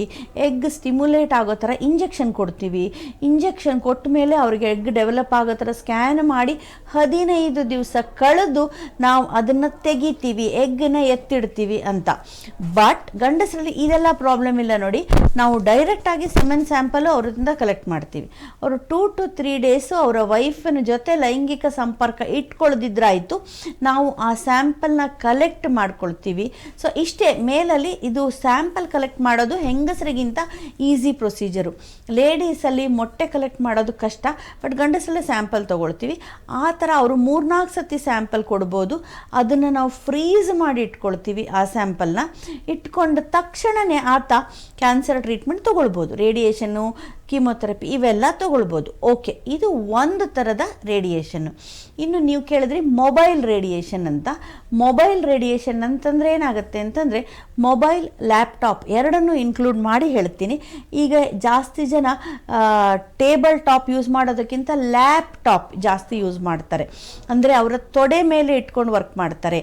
ಅಥವಾ ಮೊಬೈಲನ್ನು ಏನು ಮಾಡ್ತಾರೆ, ಟೈಟ್ ಆಗಿರೋ ಜೀನ್ಸ್ ಪ್ಯಾಂಟ್ ಹಾಕ್ಕೊಂಡಿರ್ತಾರೆ, ಟೈಟ್ ಆಗಿರೋ ಒಳ ಉಡುಪುಗಳನ್ನ ಹಾಕ್ಕೊಂಡಿರ್ತಾರೆ. ಸೊ ಟೈಟ್ ಆಗಿರೋ ಜೀನ್ಸ್ ಪ್ಯಾಂಟಲ್ಲಿ ಅವ್ರ ಮೊಬೈಲ್ ಇಟ್ಕೊಳ್ಳೋದು, ಅಥವಾ ಲ್ಯಾಪ್ಟಾಪನ್ನು ಅವರ ತೊಡೆಯ ಮೇಲೆ ಇಟ್ಕೊಂಡು, ಯಾಕೆಂದರೆ ಅದು ಟೆಸ್ಟಿಸಿಗೆ ಹತ್ತಿರ ಆಗಿರುತ್ತೆ. ನೀವು ಯಾವುದೇ ಲ್ಯಾಪ್ಟಾಪ್ ನೋಡಿ, ಅರ್ಧ ಗಂಟೆ ಬಿಟ್ಟು ವರ್ಕ್ ಮಾಡಿರೋ ಲ್ಯಾಪ್ಟಾಪನ್ನು ಮುಟ್ಟಿ ನೋಡಿ, ಟೆಂಪ್ರೇಚರ್ ಅದರಲ್ಲಿ ಜಾಸ್ತಿ ಆಗಿರುತ್ತೆ ಲ್ಯಾಪ್ಟಾಪಲ್ಲಿ. ಸೊ ಆ ಟೆಂಪ್ರೇಚರು ಬಾಡಿಗೆ ಟ್ರಾನ್ಸ್ಮಿಟ್ ಆಗುತ್ತೆ. ನಾವೇ ಈಗ ಒಂದು ಬಿಸಿ ಕಾಫಿ ಲೋಟ ಕೈಲಿ ಇಟ್ಕೊಂಡ್ವಿ ಅಂತಂದರೆ ಕೈ ಬಿಸಿ ಆಗುತ್ತೆ. ಅದೇ ಥರ ಲ್ಯಾಪ್ಟಾಪ್ನ ತೊಡೆ ಮೇಲೆ ಇಟ್ಕೊಳ್ಳೋದು, ಆಗ ಆ ಟೆಂಪ್ರೇಚರು ನಮ್ಮ ದೇಹಕ್ಕೆ ಟ್ರಾನ್ಸ್ಮಿಟ್ ಆಗುತ್ತೆ. ಟೆಸ್ಟಿಸ್ ಬಿಸಿ ಆಗುತ್ತೆ. ಯಾವುದೇ ಕಾರಣಕ್ಕೆ ಟೆಸ್ಟಿಸ್ ಬಿಸಿ ಆಗೋ ಥರ ಆಗಬಾರ್ದು. ನಾನು ಆಗಲೇ ಹೇಳಿದೆ ನೋಡಿ, ಟೆಸ್ಟಿಸ್ ಮೇಲೆ ದೇಹದಲ್ಲಿದ್ದರೆ ಬಿಸಿ ಟೆಂಪ್ರೇಚರ್ ಜಾಸ್ತಿ, ಕೆಳಗಿದ್ದರೆ ಟೆಂಪ್ರೇಚರ್ ಕಡಿಮೆ. ಅಥವಾ ಇನ್ನು ಬೇರೆ ಕಾರಣಕ್ಕೂ ಕೂಡ, ಉದ್ಯೋಗಕ್ಕೆ ಸಂಬಂಧಪಟ್ಟವರಲ್ಲಿ ಕೂಡ ಆ ಟೆಂಪ್ರೇಚರ್ ಜಾಸ್ತಿ ಆಗುತ್ತೆ. ಸೊ ಇದೆಲ್ಲ ಕಾರಣದಿಂದ ವೆರಿಕೋಸಿಲ್ ಅಂತ ಹೇಳಿದೆ. ಎಲ್ಲದರಲ್ಲಿ ಟೆಂಪ್ರೇಚರ್ ಜಾಸ್ತಿ ಆದಾಗ ವೀರ್ಯ ಉತ್ಪಾದನೆ ಕಡಿಮೆ ಆಗುತ್ತೆ. ಈ ಲ್ಯಾಪ್ಟಾಪಲ್ಲೂ ಕೂಡ ಸೇಮ್ ಅನಾಲಜಿ. ಟೆಂಪರೇಚರ್ ಆ ಜಾಗಕ್ಕೆ ಜಾಸ್ತಿ ಆಯಿತು ಅಂತಂದರೆ ವೀರ್ಯ ಪ್ರೊಡಕ್ಷನ್, ವೀರ್ಯ ಉತ್ಪಾದನೆ ಕಡಿಮೆ ಆಗುತ್ತೆ. ಹಾಗಾಗಿ ಲ್ಯಾಪ್ಟಾಪನ್ನು ತೊಡೆ ಮೇಲೆ ಇಟ್ಕೊಳ್ಳೋ ಹಾಗಿಲ್ಲ, ಟೇಬಲ್ ಮೇಲೆ ಇಟ್ಟು ವರ್ಕ್ ಮಾಡಬೇಕು. ಮೈಯಿಂದ ದೂರ ಇರಬೇಕು ಲ್ಯಾಪ್ಟಾಪ್. ಈವನ್ ಮೊಬೈಲು ಅಷ್ಟೇ, ಆದಷ್ಟು ಹಿಪ್ ಪಾಕೆಟಲ್ಲಿ ಅಥವಾ ಜೇಬಲ್ಲಿ ಇಟ್ಕೊಳ್ಳೋಕ್ಕಿಂತ ಒಂದು ಬ್ಯಾಗಲ್ಲಿ, ಪರ್ಸಲ್ಲಿ, ಈ ಥರ ಆದಷ್ಟು ನೀವು ವರ್ಕ್ ಮಾಡುವಾಗ ದೇಹದಿಂದ ದೂರ ಇಡೋದು. ಸೊ ಆ ಥರ ಇದನ್ನು ಆದಷ್ಟು ದೂರ ಇಡಬೇಕಾಗತ್ತೆ ಇಲೆಕ್ಟ್ರಾನಿಕ್ ಗ್ಯಾಜೆಟ್ಸ್. ಯಾಕೆಂದರೆ ಇದರಲ್ಲಿ ಒಂದು ಥರದ ತರಂಗಗಳು ಪ್ರೊಡ್ಯೂಸ್ ಆಗ್ತವೆ. ಇವು ಆದಷ್ಟು ದೇಹಕ್ಕೆ ಒಳ್ಳೆಯದಲ್ಲ. ಬಟ್ ಈ ಮೊಬೈಲ್ ರೇಡಿಯೇಷನ್ ಬಗ್ಗೆ ಇನ್ನೂ ಬೇಕಾದಷ್ಟು ಅಧ್ಯಯನಗಳಾಗಬೇಕು. ಸೊ ಹಾಗಾಗಿ ಇದರ ಬಗ್ಗೆ ಕಂಪ್ಲೀಟ್ ಮಾಹಿತಿ, ಸಂಪೂರ್ಣ ಮಾಹಿತಿ ಇನ್ನೂ ಹೊರಹೊಮ್ಮಿಲ್ಲ. ಬಟ್ ನನ್ನ ಪ್ರಕಾರ ಈ ಲ್ಯಾಪ್ಟಾಪು, ಮೊಬೈಲ್ನ ಆದಷ್ಟು ನಮ್ಮ ದೇಹದಿಂದ ದೂರ ಇಡೋದು ಒಳ್ಳೆಯದು. ಮ್ಯಾಮ್, ಇನ್ನು ಯೂಶ್ವಲಾಗಿ ಯಾವ ರೀತಿ ಸಮಸ್ಯೆ ಉಂಟಾಗುತ್ತೆ, ಯಾವ ಲಕ್ಷಣಗಳಿರುತ್ತೆ ಅನ್ನೋದ್ರ ಬಗ್ಗೆ ಎಲ್ಲ ತಿಳಿಸ್ಕೊಟ್ರಿ. ಬಟ್ ಈ ಥರ ಸಮಸ್ಯೆ ಉಂಟಾದರೆ ಯಾವ ರೀತಿ ಟ್ರೀಟ್ಮೆಂಟನ್ನು ನೀವು ಕೊಡ್ತೀರಾ ಅನ್ನೋದ್ರ ಬಗ್ಗೆ ಹೇಳೋದಾದರೆ? ಟ್ರೀಟ್ಮೆಂಟು ಅಗೇನ್ ಈ ಇನ್ವೆಸ್ಟಿಗೇಷನ್ ಎಲ್ಲ ಮಾಡಿದ್ವಲ್ಲ, ಅಂದರೆ ನಾವು ಟೆಸ್ಟ್ಗಳೆಲ್ಲ ಮಾಡಿಕೊಂಡು ಎಲ್ಲಿ ಪ್ರಾಬ್ಲಮ್ ಇದೆ ಅನ್ನೋದನ್ನು ಕನ್ಫರ್ಮ್ ಮಾಡ್ತೀವಿ. ಅದಕ್ಕೆ ತಕ್ಕನಾಗಿ ಟ್ರೀಟ್ಮೆಂಟ್ ಕೊಡ್ತೀವಿ. ಕೌನ್ಸೆಲಿಂಗ್ ಮಾಡಬೇಕು. ನಿಮ್ಗೆ ಈ ಥರ ಬೇಕು, ಕೆಲವರಿಗೆ ಬರೀ ಇಂಜೆಕ್ಷನ್ನು, ಕೆಲವರಿಗೆ ಬರೀ ಟ್ಯಾಬ್ಲೆಟು, ಕೆಲವರಿಗೆ ಸರ್ಜರಿ. ಸೊ ಈ ಥರ ಎಲ್ಲ ಬೇಕಾಗತ್ತೆ. ಸೊ ನಾವು ಈ ಥರ ಅವರಿಗೆ ಕೌನ್ಸಲ್ ಮಾಡಿಬಿಟ್ಟು ನೆಕ್ಸ್ಟ್ ಟ್ರೀಟ್ಮೆಂಟ್ ಕೊಡ್ತೀವಿ. ಟ್ರೀಟ್ಮೆಂಟಲ್ಲಿ ಏನು, ಒಂದು ಅವರಿಗೆ ಕೆಲವರಿಗೆ ಬರೀ ಇನ್ಫೆಕ್ಷನ್ ಇರ್ಬೋದು, ಸಿಮೆನ್ನಲ್ಲಿ ತುಂಬ ಪಸ್ಸಲ್ಸ್ ಇರ್ಬೋದು. ಆವಾಗ ನಾವು ಅದನ್ನು ಕಲ್ಚರ್ ಮಾಡಿಕೊಂಡು ಯಾವ ಆ್ಯಂಟಿಬಯೋಟಿಕ್ ಬೇಕು ಅಂತ ನೋಡಿಕೊಂಡು ಅವರಿಗೆ ಆ್ಯಂಟಿಬಯೋಟಿಕ್ ಕೊಟ್ಟರೆ ಸಿಮೆನ್ನು ಕ್ಲಿಯರ್ ಆಗುತ್ತೆ. ಅಂದರೆ ಇದರಲ್ಲಿರೋದು ಇನ್ಫೆಕ್ಷನ್ನು ಕ್ಲಿಯರ್ ಆಗುತ್ತೆ ಒಂದು. ಇನ್ನು ಕೆಲವರಿಗೆ ಆ ಬೇರೆ ಪ್ರಾಬ್ಲಮ್ ಅಂದರೆ ಹಾರ್ಮೋನ್ ಇಂಜೆಕ್ಷನ್ಗಳು ಬೇಕಾಗ್ಬೋದು. ದೇಹದಲ್ಲಿ ಪಿಟ್ಯೂಟ್ರಿ ಗ್ರಂಥಿ ಹಾರ್ಮೋನ್ ಸರಿಯಾಗಿ ಪ್ರೊಡ್ಯೂಸ್ ಮಾಡದೇ ಇದ್ದಾಗ ನಾವು ಹೊರಗಡೆಯಿಂದ ಹಾರ್ಮೋನ್ ಕೊಡಬೇಕಾಗಿ ಬರುತ್ತೆ. ಸೊ ಆ ಥರ ಇಂಜೆಕ್ಷನ್ಗಳು ಬೇಕಾಗ್ಬೋದು. ಇನ್ನು ಕೆಲವರಿಗೆ ಟೆಸ್ಟಿಸ್ದು ಪ್ರಾಬ್ಲಮ್ ಇದೆ, ಅದು ಕೆಳಗಡೆ ಇಳಿದಿಲ್ಲ, ವ್ಯಾರಿಕೋಸಿಲ್ ಇದೆ, ಇಂಥವರಿಗೆಲ್ಲ ಸರ್ಜರಿ ಬೇಕಾಗ್ಬೋದು. ಸೊ ಯಾರ್ಯಾರಿಗೆ ಏನೇನು ಬೇಕೋ ಅದನ್ನು ನಾವು ಮಾಡಬೇಕಾಗತ್ತೆ. ಇನ್ನು ಕೆಲವರಿಗೆ ಲೈಫ್ ಸ್ಟೈಲ್ ಚೇಂಜ್ ಅಡ್ವೈಸ್ ಮಾಡ್ತೀವಿ. ಕೆಲವರಿಗೆ ಆ್ಯಂಟಿ ಆಕ್ಸಿಡೆಂಟ್ಸ್ ಅಂತ ಕೆಲವು ಟ್ಯಾಬ್ಲೆಟ್ಸ್ ಹಾಕ್ತೀವಿ ಸ್ಪರ್ಮ್ನ ಕ್ವಾಲಿಟಿ ಇಂಪ್ರೂವ್ ಮಾಡೋದಕ್ಕೆ. ಸೊ ಪ್ರತಿಯೊಂದಕ್ಕೂ ಬೇರೆ ಬೇರೆ ಟ್ರೀಟ್ಮೆಂಟ್ ಇದೆ. ಟ್ಯಾಬ್ಲೆಟ್ಸ್ ಇರ್ಬೋದು, ಇಂಜೆಕ್ಷನ್ಸ್ ಇರ್ಬೋದು, ಆಪರೇಷನ್ ಕೂಡ ಬೇಕಾಗ್ಬೋದು ಕೆಲವರಿಗೆ. ಇನ್ನು ಕೆಲವರಿಗೆ ಸಿಂಪಲ್ ವೈಟಮಿನ್ ಟ್ಯಾಬ್ಲೆಟ್ಸು, ಆ್ಯಂಟಿ ಆಕ್ಸಿಡೆಂಟ್ಸು, ಸೆಕ್ಷುವಲ್ ಡಿಸ್ಫಂಕ್ಷನ್ ಕರೆಕ್ಟ್ ಮಾಡೋದಕ್ಕೆ ಮೆಡಿಸಿನ್ಸು. ಸೊ ಈ ಥರ ಟ್ರೀಟ್ಮೆಂಟು ಅವರ ಪ್ರಾಬ್ಲಮ್ ಏನಿದೆ ಅದನ್ನು ಟಾರ್ಗೆಟ್ ಮಾಡಿ ನಾವು ಟ್ರೀಟ್ಮೆಂಟ್ ಕೊಡಬೇಕಾಗತ್ತೆ. ಆಗ ಅವರಿಗೆ ಬಂಜತನ ಪ್ರಾಬ್ಲಮ್ ಎಷ್ಟೋ ಜನಕ್ಕೆ ಅದು ಸಮಸ್ಯೆ ಪರಿಹಾರ ಆಗುತ್ತೆ. ಮ್ಯಾಮ್, ಇನ್ನು ಯೂಶ್ವಲ್ ಆಗಿ ಹೆಣ್ಮಕ್ಳಲ್ಲಿ ಹಾರ್ಮೋನ್ ಇಂಬ್ಯಾಲೆನ್ಸ್ ಅಂತ ಹೇಳ್ತೀವಿ, ಹಾರ್ಮೋನ್ ಸಮಸ್ಯೆ ಅಂತ ಹೇಳ್ತೀವಿ, ಅದೇ ಥರ ಗಂಡಸರಲ್ಲೂ ಇರುತ್ತಾ ಅಂತ? ಹೌದು, ಹಾರ್ಮೋನ್ ಇಂಬ್ಯಾಲೆನ್ಸ್ ಇರುತ್ತೆ. ನೀವು ಫಸ್ಟಿಗೆ ಕೇಳಿದ್ರಿ ಈ ಬಂಜೆತನ, ಮೇಲ್ ಇನ್ಫರ್ಟಿಲಿಟಿಗೆ ಕಾರಣಗಳೇನು, ಅದರಲ್ಲಿ ಹೇಳಿದೆ ನಿಮಗೆ ನಾನು. ಏನು ಅಂತಂದರೆ ಎಷ್ಟೋ ಸತಿ ಈ ಪಿಟ್ಯೂಟ್ರಿ, ಅರ್ಥಾತ್ ಬ್ರೈನ್ನಲ್ಲಿ ಪಿಟ್ಯೂಟ್ರಿ ಅಂತ ಇರುತ್ತೆ, ಹೈಪೋಥಾಲಮಸ್ ಪಿಟ್ಯೂಟ್ರಿ, ಇದನ್ನು ನಾವು ಹೆಡ್ ಕ್ವಾರ್ಟರ್ಸ್ ಅಂತ ಕರಿಬೋದು. ಇದೇ ಮೇಯ್ನ್ ಇಂಪಾರ್ಟೆಂಟು ಬ್ರೈನಲ್ಲಿ, ಹೆಂಗಸರಿಗಾಗಲಿ ಗಂಡಸರಿಗಾಗಲಿ. ಇಲ್ಲಿಂದ ಹಾರ್ಮೋನ್ ಏನು ಪ್ರೊಡ್ಯೂಸ್ ಆಗುತ್ತೆ ಅದು it is the master key. ಅದರಿಂದ ಈ ಟೆಸ್ಟಿಸಿಗೆ, ಓವರೀಸಿಗೆಲ್ಲ ಹಾರ್ಮೋನ್ಗಳು ಪ್ರೊಡ್ಯೂಸ್ ಆಗೋದು. ಬೇರೆ ಥೈರಾಯ್ಡ್ ಪ್ರಾಬ್ಲಮ್ ಇತ್ತು, ಪ್ರೊಲ್ಯಾಕ್ಟಿನ್ ಅಂತ ಹೇಳ್ತೀವಿ, ಈ ಥರ ಬೇರೆ ಬೇರೆ ಪ್ರಾಬ್ಲಮ್ಮು ಕೂಡ ಹಾರ್ಮೋನ್ ಸಮಸ್ಯೆಗಳಿಂದ ಸಿಮೆನ್ ಉತ್ಪಾದನೆ ಅಥವಾ ಅದರ ಕ್ವಾಲಿಟಿ, ಅರ್ಥಾತ್ ವೀರ್ಯದ ಕ್ವಾಲಿಟಿ ಅಥವಾ ಕ್ವಾಂಟಿಟಿ ಇವೆಲ್ಲ ವ್ಯತ್ಯಾಸ ಆಗ್ಬೋದು. ಬಟ್ ಮುಖ್ಯವಾಗಿ ಟೆಸ್ಟಿಗೆಸ್ಸಿಗೆ ಸಂಬಂಧಪಟ್ಟಂತಹ ಹಾರ್ಮೋನುಗಳೇ ಇರ್ತವೆ. ಇದು ಪಿಟ್ಯೂಟರಿ ಅಬ್ನಾರ್ಮ್ಯಾಲಿಟಿಯಿಂದ ಈ ಥರ ಆಗುತ್ತೆ. ಅಂಥ ಹಾರ್ಮೋನ್ ಸಮಸ್ಯೆಗೆ ಕೂಡ ಟ್ರೀಟ್ಮೆಂಟ್ ಇದೆ. ನಾವು ಯಾವ ಹಾರ್ಮೋನ್ ಡಿಫಿಷಿಯೆಂಟ್ ಇರುತ್ತೋ ಅವರಲ್ಲಿ ಆ ಹಾರ್ಮೋನನ್ನು ನಾವು ರಿಪ್ಲೇಸ್ ಮಾಡಬೇಕಾಗತ್ತೆ ಇಂಜೆಕ್ಷನ್ ರೂಪದಲ್ಲಿ. ಸೊ ಆಗ ಆ ಪ್ರಾಬ್ಲಮ್ ಸರಿ ಹೋಗಿ ಟೆಸ್ಟಿಸಲ್ಲಿ ತಂತಾನೇ ವೀರ್ಯ ಉತ್ಪಾದನೆ ಆಗುತ್ತೆ. ಇದರಲ್ಲಿ ಒಂದು ಮುಖ್ಯ ಪಾಸಿಟಿವ್ ಅಂಶ ಏನು ಅಂದರೆ, ಆ ಟೆಸ್ಟಿಸ್ಗೆ ಪ್ರಾಬ್ಲಮ್ ಆಗಿರಲ್ಲ ನೋಡಿ. ನಾನು ಮುಂಚೆ ಹೇಳಿದೆ ಟೆಸ್ಟಿಸ್ ಕೆಳಗಡೆ ಇಳಿದಿಲ್ಲ, ಅಥವಾ ಮಮ್ಸ್ ಆರ್ಕೈಟಿಸ್ ಅಂದರೆ ಟೆಸ್ಟಿಸ್ ಇನ್ಫೆಕ್ಷನ್ ಆಗಿನೇ ಹಾಳಾಗಿದೆ. ಸೊ ಟೆಸ್ಟಿಸ್ ಡ್ಯಾಮೇಜ್ ಆಗಿರಲ್ಲ ಇಲ್ಲಿ, ಟೆಸ್ಟಿಸ್ ಇಸ್ ಅನ್ಟಚ್ಡ್. ಪಿಟ್ಯೂಟ್ರಿ ಪ್ರಾಬ್ಲಮಿಂದ ಆ ಟೆಸ್ಟಿಸಿಗೆ ಸರಿಯಾದ ಸ್ಟಿಮ್ಯುಲೇಷನ್ ಸಿಕ್ಕಿರಲ್ಲ. ಸೊ ಪ್ರಚೋದನೆ ಇಲ್ಲದೆ ಅದು ಮಲಗಿರುತ್ತೆ. ಅದಕ್ಕೆ ಪಿಟ್ಯೂಟ್ರಿದು ಪ್ರಾಬ್ಲಮ್ ಇರುವ, ಡಿಫಿಷಿಯೆಂಟ್ ಇರುವಂಥ ಹಾರ್ಮೋನನ್ನು ನಾವು ರಿಪ್ಲೇಸ್ ಮಾಡಿಬಿಟ್ರೆ ಸೊ ಆ ಟೆಸ್ಟಿಸ್ ತಂತಾನೆ ಎದ್ದೇಳುತ್ತೆ. ಆ ಟೆಸ್ಟಿಸಲ್ಲಿ ವೀರ್ಯ ಉತ್ಪಾದನೆ ಆಗೋದಕ್ಕೆ ಸ್ಟಾರ್ಟ್ ಆಗುತ್ತೆ, ಚಿಗುರುತ್ತೆ ಟೆಸ್ಟಿಸ್. ಅರ್ಥಾತ್ ಅದು ಮುಂಚೆ ಏನು ಪ್ರಾಬ್ಲಮ್ ಇತ್ತು, ಮುಂಚೆ ಏನು ಕಾರ್ಯ ಮಾಡ್ತಿರಲಿಲ್ಲ, ಆ ಕಾರ್ಯವನ್ನು ಮಾಡೋಕ್ಕೆ ಸ್ಟಾರ್ಟ್ ಮಾಡುತ್ತೆ. ಬಿಕಾಸ್ ನಾವು ಹಾರ್ಮೋನನ್ನು ರಿಪ್ಲೇಸ್ ಮಾಡಿರ್ತೀವಿ. ಎಟ್ ದ ಸೇಮ್ ಟೈಮ್ ಇನ್ನು ಕೆಲವು ಅದೇ ಹಾರ್ಮೋನ್ಗಳು ಜಾಸ್ತಿ ಆದರೆ ಕೂಡ ಟೆಸ್ಟಿಸಲ್ಲಿ ಕರೆಕ್ಟಾಗಿ ವೀರ್ಯ ಉತ್ಪಾದನೆ ಆಗಲ್ಲ. ಸೊ ಪ್ರಾಬ್ಲಮ್ ಇರೋರಿಗೆ, ಹಾರ್ಮೋನ್ ಕಡಿಮೆ ಇರೋರಿಗೆ ನಾವು ಹಾರ್ಮೋನ್ ರಿಪ್ಲೇಸ್ ಮಾಡಬೇಕು. ಟೆಸ್ಟಿಕ್ಯುಲರ್ ಫೇಲ್ಯೂರ್ ಇರೋರಲ್ಲಿ, ಅಂದರೆ ಟೆಸ್ಟಿಸ್ ಪ್ರಾಬ್ಲಮ್ ಆಗಿರೋರಲ್ಲಿ ಹಾರ್ಮೋನ್ ಜಾಸ್ತಿ ಆಗುವಂತಹ ಚಾನ್ಸು ಇರುತ್ತೆ. ಸೊ ಜಾಸ್ತಿ ಆದರೂ ತಪ್ಪು, ಕಡಿಮೆ ಆದರೂ ತಪ್ಪು, ನಾರ್ಮಲ್ ರೇಂಜಲ್ಲಿ ಇರಬೇಕು. ಈ ಹಾರ್ಮೋನ್ ಪ್ರಾಬ್ಲಮ್ಸ್ ಅಂತ ನೀವು ಏನು ಕೇಳಿದ್ರಿ ಅಲ್ಲ, ಸೊ ಈ ಥರ ಪ್ರಾಬ್ಲಮಿಂದ ಕೂಡ ವೀರ್ಯದ ಸಮಸ್ಯೆಗಳು ಬರ್ತವೆ. ಮ್ಯಾಮ್, ಇನ್ನು ಯೂಶ್ವಲಾಗಿ ನೀವೆಲ್ಲ ಹೇಳಿದ್ರಿ, ಮತ್ತು ಪ್ರತಿಯೊಂದು ಸೆಗ್ಮೆಂಟಲ್ಲೂ ಕೂಡ ನೀವು IVF ಟ್ರೀಟ್ಮೆಂಟ್ ಬಗ್ಗೆ ಹೇಳ್ತಾ ಹೋಗ್ತಾಯಿದ್ರಿ. ಸೊ ಇಫ್ ಇನ್ ಕೇಸ್ ಪುರುಷರಲ್ಲಿ ಈ ಥರ ಒಂದು ಬಂಜತನ ಕಾರಣ ಆದರೆ IVF ಟ್ರೀಟ್ಮೆಂಟಿಂದ ಸಕ್ಸಸ್ ಆಗುತ್ತಾ? ಆದರೂ ಕೂಡ ಯಾವ ರೀತಿ ಸಕ್ಸಸ್ ಆಗುತ್ತೆ ಅಂತ? ಈಗ ನಾವು ಪುರುಷರ ಇನ್ಫರ್ಟಿಲಿಟಿ, ಅರ್ಥಾತ್ ಮೇಲ್ ಪ್ರಾಬ್ಲಮ್ ಇದ್ದಾಗ, ಬಂಜತನ ಇದ್ದಾಗ IVF ಒಂದೇ ಟ್ರೀಟ್ಮೆಂಟ್ ಅಂತ ನಾವು ಹೇಳಲ್ಲ. ಅವರಿಗೆ ಬೇರೆ ಥರದ ಟ್ರೀಟ್ಮೆಂಟು ಇರುತ್ತೆ. ನಾನು ಆಗಲೇ ಹೇಳಿದೆ, ಸೆಕ್ಷುವಲ್ ಡಿಸ್ಫಂಕ್ಷನ್ ಅಂದರೆ ಲೈಂಗಿಕ ಸಮಸ್ಯೆ ಇದ್ದವರಿಗೆ ಅದಕ್ಕೆ ನಾವು ಟ್ರೀಟ್ಮೆಂಟ್ ಕೊಡಬೇಕು. ಅಂದರೆ ಎಲ್ಲದಕ್ಕೂ IVF ಟ್ರೀಟ್ಮೆಂಟ್ ಅಲ್ಲ, ಫೈನಲ್ ಟ್ರೀಟ್ಮೆಂಟೇ ಅಲ್ಲ. ಈಗ ಅವರಿಗೆ ಸೆಕ್ಷುವಲ್ ಪ್ರಾಬ್ಲಮ್ ಇದೆ, ಕಾಂಟ್ಯಾಕ್ಟ್ ಇಟ್ಕೊಳ್ಳೋಕ್ಕಾಗಲ್ಲ, ಅದಕ್ಕೆ ಟ್ಯಾಬ್ಲೆಟ್ಸ್ ಕೊಡ್ತೀವಿ, ಅದನ್ನು ಸರಿ ಮಾಡ್ತೀವಿ ನಾವು. ನೆಕ್ಸ್ಟು ಕೆಲವು ಸತಿ ನಾವು ಅವ್ರಿಗೆ ಹೆಲ್ಪ್ ಮಾಡಿ ಅವರು ಸ್ಯಾಂಪಲ್ ಕೊಡೋ ಥರ, ಅಂದರೆ ಅವರು ವೀರ್ಯವನ್ನು ಉತ್ಪಾದಿಸುವ ಥರ ನಾವು ಅವರಿಗೆ ಹೆಲ್ಪ್ ಮಾಡ್ತೀವಿ. ಆ ವೀರ್ಯ ಏನು ಉತ್ಪಾದನೆ ಆಗುತ್ತೆ ಅದನ್ನು ನಾವು IUIಗೂ ಕೂಡ ಬಳಸ್ಕೊಳ್ಬೋದು. ಸೊ ಸೆಕ್ಷುವಲ್ ಪ್ರಾಬ್ಲಮ್ ಇದ್ದಾಕ್ಷಣ ನಾವು ಅಲ್ಲಿಗೆ ಬಿಟ್ಟು ಹಾಕಲ್ಲ. ಸೊ ಅದನ್ನು IUI ಕೂಡ ಬಳಸ್ಕೊಳ್ಬೋದು. ಮೂರನೇದು, ನಾವು ಅವರಿಗೆ ಪದೇ ಪದೇ ಕೊಡೋಕ್ಕಾಗಲ್ಲ ಅಂತಂದರೆ ನಾವು ಸ್ಯಾಂಪಲ್ ಫ್ರೀಸ್ ಮಾಡ್ಕೊಳ್ತೀವಿ, ಮತ್ತೆ ಮುಂದಕ್ಕೆ ಯೂಸ್ ಮಾಡ್ಕೊಳ್ತೀವಿ. ಮತ್ತು ಇನ್ನೂ ಒಂದು ಅಂತಂದರೆ, ನಾವು ಅವರಿಗೆ ಕೆಲವು ಸತಿ ಒಬ್ಸ್ಟ್ರಕ್ಟಿವ್ ಅಜೋಸ್ಪರ್ಮಿಯಾ ಅಂತ ಇರುತ್ತೆ, ಅಂದರೆ ಬ್ಲಾಕ್ ಆಗಿರುತ್ತೆ. ಆಗ ನಾವು ಈ ಟೀಸಾ ಸ್ಯಾಂಪಲ್ ತೊಗೊಂಡು ಟೆಸ್ಟಿಸಿನಿಂದ ಸೂಜಿ ಹಾಕಿ ತೆಗೆದಿರುವ ಸ್ಯಾಂಪಲ್ನ ನಾವು IVFಗೆ ಯೂಸ್ ಮಾಡ್ಕೊಳ್ತೀವಿ. ಸೊ ವಿಧದ ಪ್ರಕಾರದ ಟ್ರೀಟ್ಮೆಂಟ್ ಇದೆ. IVF ಒಂದೇ ಟ್ರೀಟ್ಮೆಂಟ್ ಅಲ್ಲ, ಅವರ ಸ್ಯಾಂಪಲ್ ಮೇಲೆ ಹೋಗುತ್ತೆ. ಸ್ಯಾಂಪಲ್ ಚೆನ್ನಾಗಿತ್ತು ಅಂತಂದರೆ ಅವರಿಗೆ ಸೆಕ್ಷುವಲ್ ಪ್ರಾಬ್ಲಮ್ ಇದ್ದರೂ ಕೂಡ ಅವರು ಸ್ಯಾಂಪಲ್ ಕೊಡಬಲ್ಲರು, ಮ್ಯಾಸ್ಟರ್ಬೇಟ್ ಮಾಡಿ ಅಥವಾ ಬೇರೆ ನಮ್ಮ ಹೆಲ್ಪಿನಿಂದ ಆಗ ಅದನ್ನು IUIಗೆ ನಾವು ಯೂಸ್ ಮಾಡ್ಕೊಳ್ಬೋದು. ಸ್ಯಾಂಪಲ್ ತುಂಬ ಕಡಿಮೆ ಇದೆ, ಸ್ಪರ್ಮ್ ಕ್ವಾಂಟಿಟಿ ತುಂಬ ಕಡಿಮೆ ಇದೆ, ಮೊಟಿಲಿಟಿ ಇಲ್ಲ ಅಥವಾ ಒಬ್ಸ್ಟ್ರಕ್ಟಿವ್ ಅಜೂಸ್ಪರ್ಮಿಯಾ ಇದೆ, ಅರ್ಥಾತ್ ನಾವು ಟೆಸ್ಟಿಸಿಂದನೇ ಸ್ಯಾಂಪಲ್ ತೆಗಿಬೇಕು. ಇಂತೆಲ್ಲ ಕಂಡೀಷನ್ಗಳು, ಇಂತೆಲ್ಲ ಸನ್ನಿವೇಶಗಳಿದ್ದರೆ ಮಾತ್ರ IVF ಬೇಕು. ನಾನು ಏನು ಹೇಳಕ್ಕೆ ಇಷ್ಟಪಡ್ತೀನಿ ಈ ಪ್ರಶ್ನೆಗೆ ಸಾರಾಂಶ ಉತ್ತರ ಅಂತಂದರೆ, ಈ ಪ್ರಾಬ್ಲಮ್ ಇದ್ದವರಿಗೆ ಎಲ್ಲರಿಗೂ IVFೇ ಟ್ರೀಟ್ಮೆಂಟ್ ಅಲ್ಲ. ಮೇಲ್ ಇನ್ಫರ್ಟಿಲಿಟಿ ಇದ್ದವರು ನಮ್ಮ ಕರೆಕ್ಷನ್, ನಮ್ಮ ಹೆಲ್ಪು, ನಮ್ಮ ಟ್ರೀಟ್ಮೆಂಟಿಂದ ನಾರ್ಮಲ್ ಆಗಿ ಕೂಡ ಅವ್ರ ಮನೆಯಲ್ಲೇ ಪ್ರೆಗ್ನೆನ್ಸಿನೂ ಮಾಡಬಲ್ಲರು. ಆರ್ ತುಂಬ ಪ್ರಾಬ್ಲಮ್ ಇದ್ದರೆ IVF ಕೂಡ ಬೇಕಾಗ್ಬೋದು. ಯಾರ್ಯಾರಿಗೆ ಏನೇನು ಬೇಕು ಅವರಿಗೆ ಆ ಸೂಕ್ತವಾಗಿರುವಂತಹ ಪರಿಹಾರ ಕೊಡೋದು ನಮ್ಮ ಧರ್ಮ. ಇನ್ನು ಯೂಶುವಲ್ ಆಗಿ ಪುರುಷರು ಫಲವತ್ತತೆನ ಯಾವ ರೀತಿ ಕಾಪಾಡ್ಕೊಳ್ಬೇಕು ಅಂತ ಅದಕ್ಕೆ ಏನಾದರೂ ನೀವು ಹೇಳೋದಾದರೆ? ಹೌದು, ಇದು ತುಂಬ ಮುಖ್ಯ. ಇದು ನಾನು ಪದೇ ಪದೇ ಹೇಳ್ತಾನೂ ಬಂದಿದ್ದೀನಿ ನನ್ನ ಟಾಕ್ಗಳಲ್ಲಿ. ಹೆಣ್ಣು ಮಕ್ಕಳಲ್ಲಿ ಫಲವತ್ತತೆ ಹೇಗೆ ಕಡಿಮೆ ಆಗ್ತಾ ಇದೆಯೋ ಅದೇ ಥರ ಗಂಡು ಮಕ್ಕಳಲ್ಲಿ ಕೂಡ ಫಲವತ್ತತೆ ತುಂಬ ಕಡಿಮೆ ಆಗ್ತಾ ಬಂದಿದೆ ಇತ್ತೀಚಿನ ದಿನಗಳಲ್ಲಿ. ಅಗೇನ್ ಲೇಟ್ ಮ್ಯಾರೇಜ್ ಇರ್ಬೋದು, ಸ್ಟ್ರೆಸ್ ಇರ್ಬೋದು, ಇದೆಲ್ಲ ಫ್ಯಾಕ್ಟ್ಸು ಫೀಮೇಲಲ್ಲಿ ಹೇಳಿದ್ದೀನಿ. ಬಟ್ ಇನ್ನೊಂದು ಸತಿ ಹೇಳ್ತೀನಿ, ಏನಂದರೆ ಗಂಡು ಮಕ್ಕಳಲ್ಲಿ ಅದೃಷ್ಟವಶಾತ್ ಹೆಣ್ಣು ಮಕ್ಕಳಿಗಿಂತ ಜಾಸ್ತಿ ಸಮಯ ಕೊಟ್ಟಿದ್ದಾನೆ ಭಗವಂತ. ಅಂದರೆ ಹೆಣ್ಣು ಮಕ್ಕಳಲ್ಲಿ 35 ವರ್ಷಕ್ಕೇ ಫರ್ಟಿಲಿಟಿ ಡೌನ್ ಆಗುತ್ತೆ.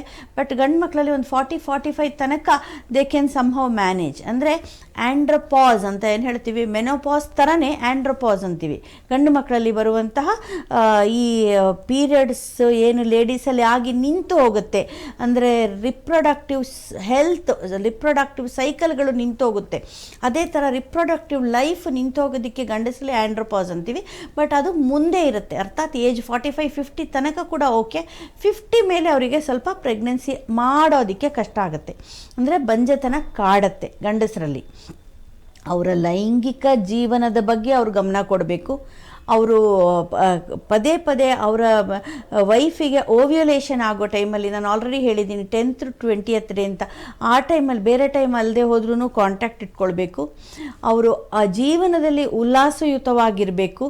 ಅಂದರೆ ಆಲ್ವೇಸ್ ಅಯ್ಯೋ ನನಗೆ ಪ್ರಾಬ್ಲಮ್ ಇದೆ, ನನಗೆ ಪ್ರೆಗ್ನೆನ್ಸಿ ಆಗಲ್ಲ, ಈ ಸ್ಟ್ರೆಸ್ಸು ಮತ್ತೆ ಮತ್ತೆ ಜಾಸ್ತಿ ಆದರೆ ಅದ್ರ ಜೊತೆಗೆ ಆ ಉದ್ಯೋಗದ ಸ್ಟ್ರೆಸ್ಸು, ಮನೆಯಲ್ಲಿ ಗಂಡ ಹೆಂಡತಿ ಕಲಹ, ಆಮೇಲೆ ಈ ಲೈಂಗಿಕ ಸಮಸ್ಯೆಗಳು ಎಲ್ಲ ಒಂದಕ್ಕೊಂದು ಸೇರಿಕೊಂಡು ಪ್ರಾಬ್ಲಮ್ ಜಾಸ್ತಿ ಆಗುತ್ತೆ. ಸೊ ಈ ಥರ ಆದರೆ ಬಂಜೆತನ ಖಂಡಿತ ದೊಡ್ಡ ಪ್ರಮಾಣದ ತೊಂದರೆ ಆಗುತ್ತೆ.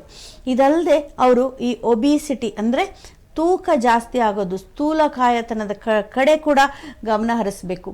ಸ್ಥೂಲರಾದರೆ ಅಂದರೆ ತೂಕ ಜಾಸ್ತಿ ಆಯಿತು, ಬೊಜ್ಜುತನ ಜಾಸ್ತಿ ಆಯಿತು ಅಂದರೆ ಗಂಡಸರಲ್ಲಿ 2 ಪ್ರಾಬ್ಲಮ್ ಆಗುತ್ತೆ.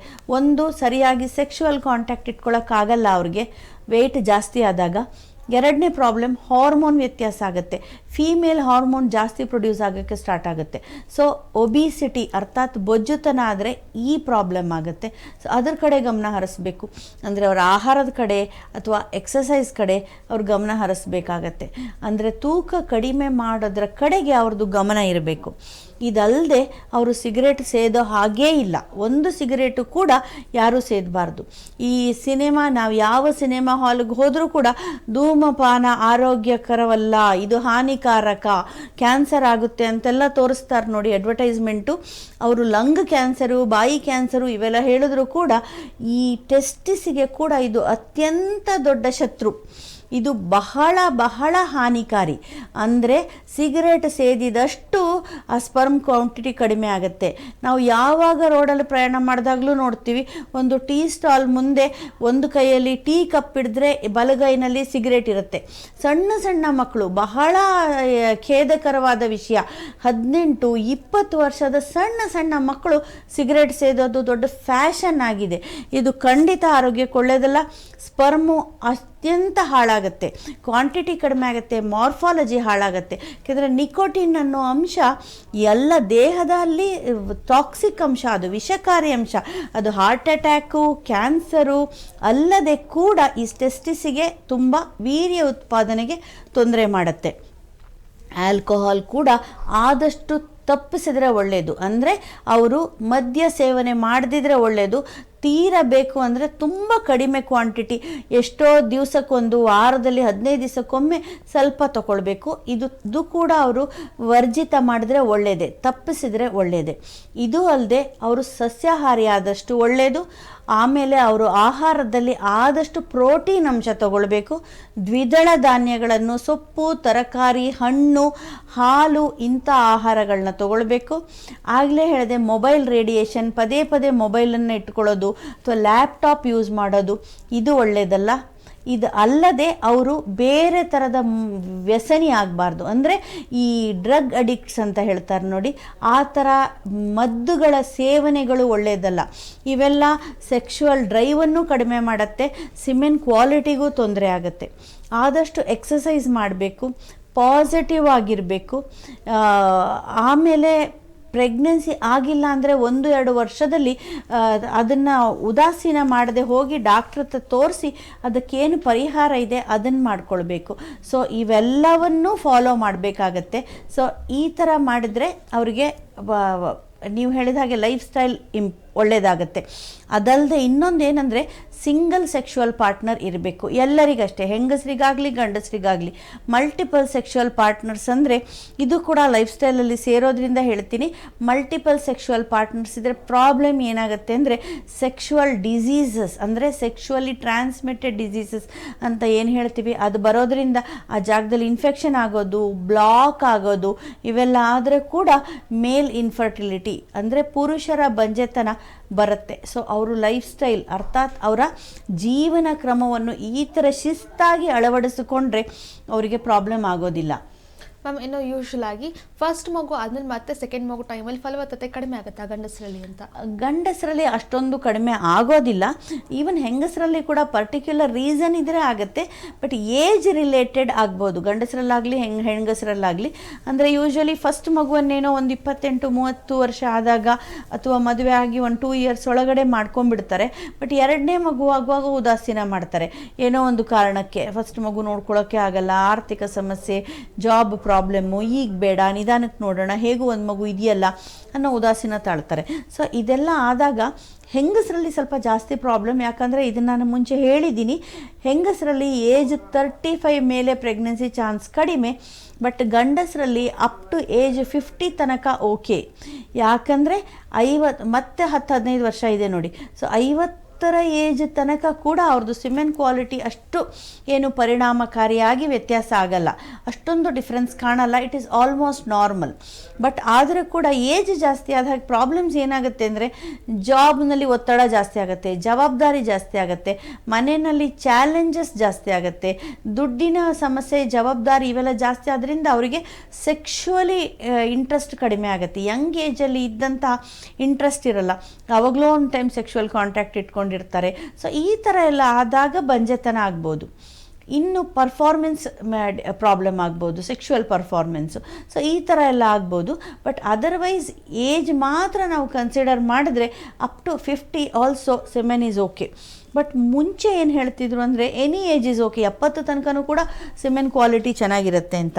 ಬಟ್ ಈಗ ಹೇಳ್ತಾರೆ 50 ಮೇಲೆ ಸಿಮೆನ್ ಕ್ವಾಲಿಟಿ ಕಡಿಮೆ ಆಗುತ್ತೆ, ಅದರಲ್ಲಿರುವಂತಹ ವೀರ್ಯಗಳು ಅಬ್ನಾರ್ಮಲ್ ಆಗುತ್ತವೆ. ಆ ವೀರ್ಯಗಳಲ್ಲಿ ಫಾರ್ವರ್ಡ್ ಮೋಷನನ್ನು ಅಂದರೆ ಮುಂದೆ ಹೋಗುವಂಥ ಚಲನಾ ಶಕ್ತಿ ಕಡಿಮೆ ಆಗುತ್ತೆ. ಸೊ ಈ ಥರ ಎಲ್ಲ ಹೇಳ್ತಾರೆ. ಸೊ ಆದ್ದರಿಂದ ಆದಷ್ಟು 50 ತನಕನೂ ಅಲ್ಲ, ಒಂದು 40 ಒಳಗಡೆ ಎರಡನೇ ಪ್ರೆಗ್ನೆನ್ಸಿ ಕೂಡ ಮಾಡ್ಕೊಳ್ಳೋದು ಒಳ್ಳೆಯದು ಅಂತ ನಾನು ಹೇಳ್ತೀನಿ.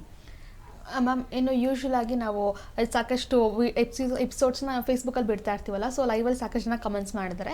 ಸೊ ಆ ಕಮೆಂಟ್ಸಲ್ಲಿ 1-2 ಹೇಳಕ್ಕೆ ಇಷ್ಟಪಡ್ತೀನಿ, ಲೈಕ್ ಕ್ವಶನ್ಸ್ ಕೇಳಕ್ಕೆ ಇಷ್ಟಪಡ್ತೀನಿ. ಸೊ ಯೂಶ್ವಲ್ ಆಗಿ ಎಲ್ಲರೂ ಲೈಕ್ IVF ಟ್ರೀಟ್ಮೆಂಟಿಂದ ಟ್ವಿನ್ಸ್ ಬೇಬಿ ಆಗುವಂಥ ಚಾನ್ಸಸ್ ಇರುತ್ತೆ ಅಂತ ನೀವು ಕೆಲವೊಂದು ಎಪಿಸೋಡಲ್ಲಿ ಹೇಳಿದ್ರಿ. ಸೊ ಹಾಗಾಗಿ ಮತ್ತೆ ಕೇಳ್ತಾ ಇದ್ದಾರೆ ದಟ್ ಇಫ್ ಇನ್ ಕೇಸ್ ನಮಗೆ ಯೂಶ್ವಲ್ ಆಗಿ ಇಬ್ಬರಲ್ಲೂ ಮೇಲ್ ಮತ್ತೆ ಫೀಮೇಲ್ ಇಬ್ಬರಲ್ಲೂ ಕೂಡ ಸೆಕ್ಷುವಲ್ ಕಾಂಟ್ಯಾಕ್ಟ್ ಆಗಿರ್ಬೋದು ಅಥವಾ ಪ್ರತಿಯೊಂದು ಕೂಡ ಎಲ್ಲ ನಾರ್ಮಲ್ ಆಗಿದೆ, ಬಟ್ ಸ್ಟಿಲ್ ಆವಾಗಲೂ ಕೂಡ ಇಫ್ ಇನ್ ಕೇಸ್ ನಮಗೆ ಟ್ವಿನ್ಸ್ ಬೇಬಿ ಬೇಕು ಅಂತ ಎಕ್ಸ್ಪೆಕ್ಟ್ ಮಾಡ್ತಾ ಇದ್ರೆ ಈ ಒಂದು IVF ಟ್ರೀಟ್ಮೆಂಟ್ ಇಂದ ಸರಿ ಹೋಗುತ್ತಾ ಅನ್ನೋದ್ರ ಬಗ್ಗೆ ಸಾಕಷ್ಟು ಜನ ಕೇಳಿದ್ರು. ಅಂದ್ರೆ ನೋಡಿ, ಈ ಮೇಲ್ ಇನ್ಫರ್ಟಿಲಿಟಿಗೂ ಟ್ವಿನ್ಸಿಗೂ ಸಂಬಂಧ ಬರಲ್ಲ. ಈಗ ನಾವು ಅಲ್ಟಿಮೇಟ್ಲಿ ಏನು ಅಂದರೆ ಟ್ವಿನ್ಸ್ ಅಂದರೆ ಏನು, ನಾವು ಎಂಬ್ರಿಯೋಸ್ ಎಷ್ಟು ಪ್ರೊಡ್ಯೂಸ್ ಮಾಡ್ತೀವಿ ಅನ್ನೋದು ಇಂಪಾರ್ಟೆಂಟು. ಅಂದರೆ ನಾವು ಬಂದಿರೋ ಅಷ್ಟು ಚೆನ್ನಾಗಿರೋ ಎಗ್ಸ್ ಅಂದರೆ ಮೊಟ್ಟೆಗಳು, ಅಂದರೆ ಲೇಡೀಸಲ್ಲಿ ಉತ್ಪಾದನೆ ಆಗುವಂಥದ್ದು ಅಂಶ ಅದು. ಆ ಎಗ್ಸನ್ನು ನಾವು ಭ್ರೂಣ ಮಾಡ್ತೀವಲ್ಲ, ನಂಬರ್ ಆಫ್ ಭ್ರೂಣ ಅಂದರೆ ಎಂಬ್ರಿಯೋಸ್ ಎಷ್ಟು ಮಾಡ್ತೀವಿ ಅದಕ್ಕೆ ಇಟ್ ಈಸ್ ರಿಲೇಟೆಡ್ ಟ್ವಿನ್ಸ್ ಅನ್ನೋದು. ಅಂದರೆ ನಾವು 3 ಭ್ರೂಣ ಒಳಗಡೆ ಬಿಟ್ಟರೆ 3 ಪ್ರೆಗ್ನೆನ್ಸಿ ಆಗ್ಬೋದು, 2 ಬಿಟ್ಟರೆ 2 ಆಗ್ಬೋದು. ಎಷ್ಟೊಂದು ಸತಿ 90% ಆಫ್ ಟೈಮ್ಸ್ ಕಡಿಮೆನೇ ಆಗೋದು.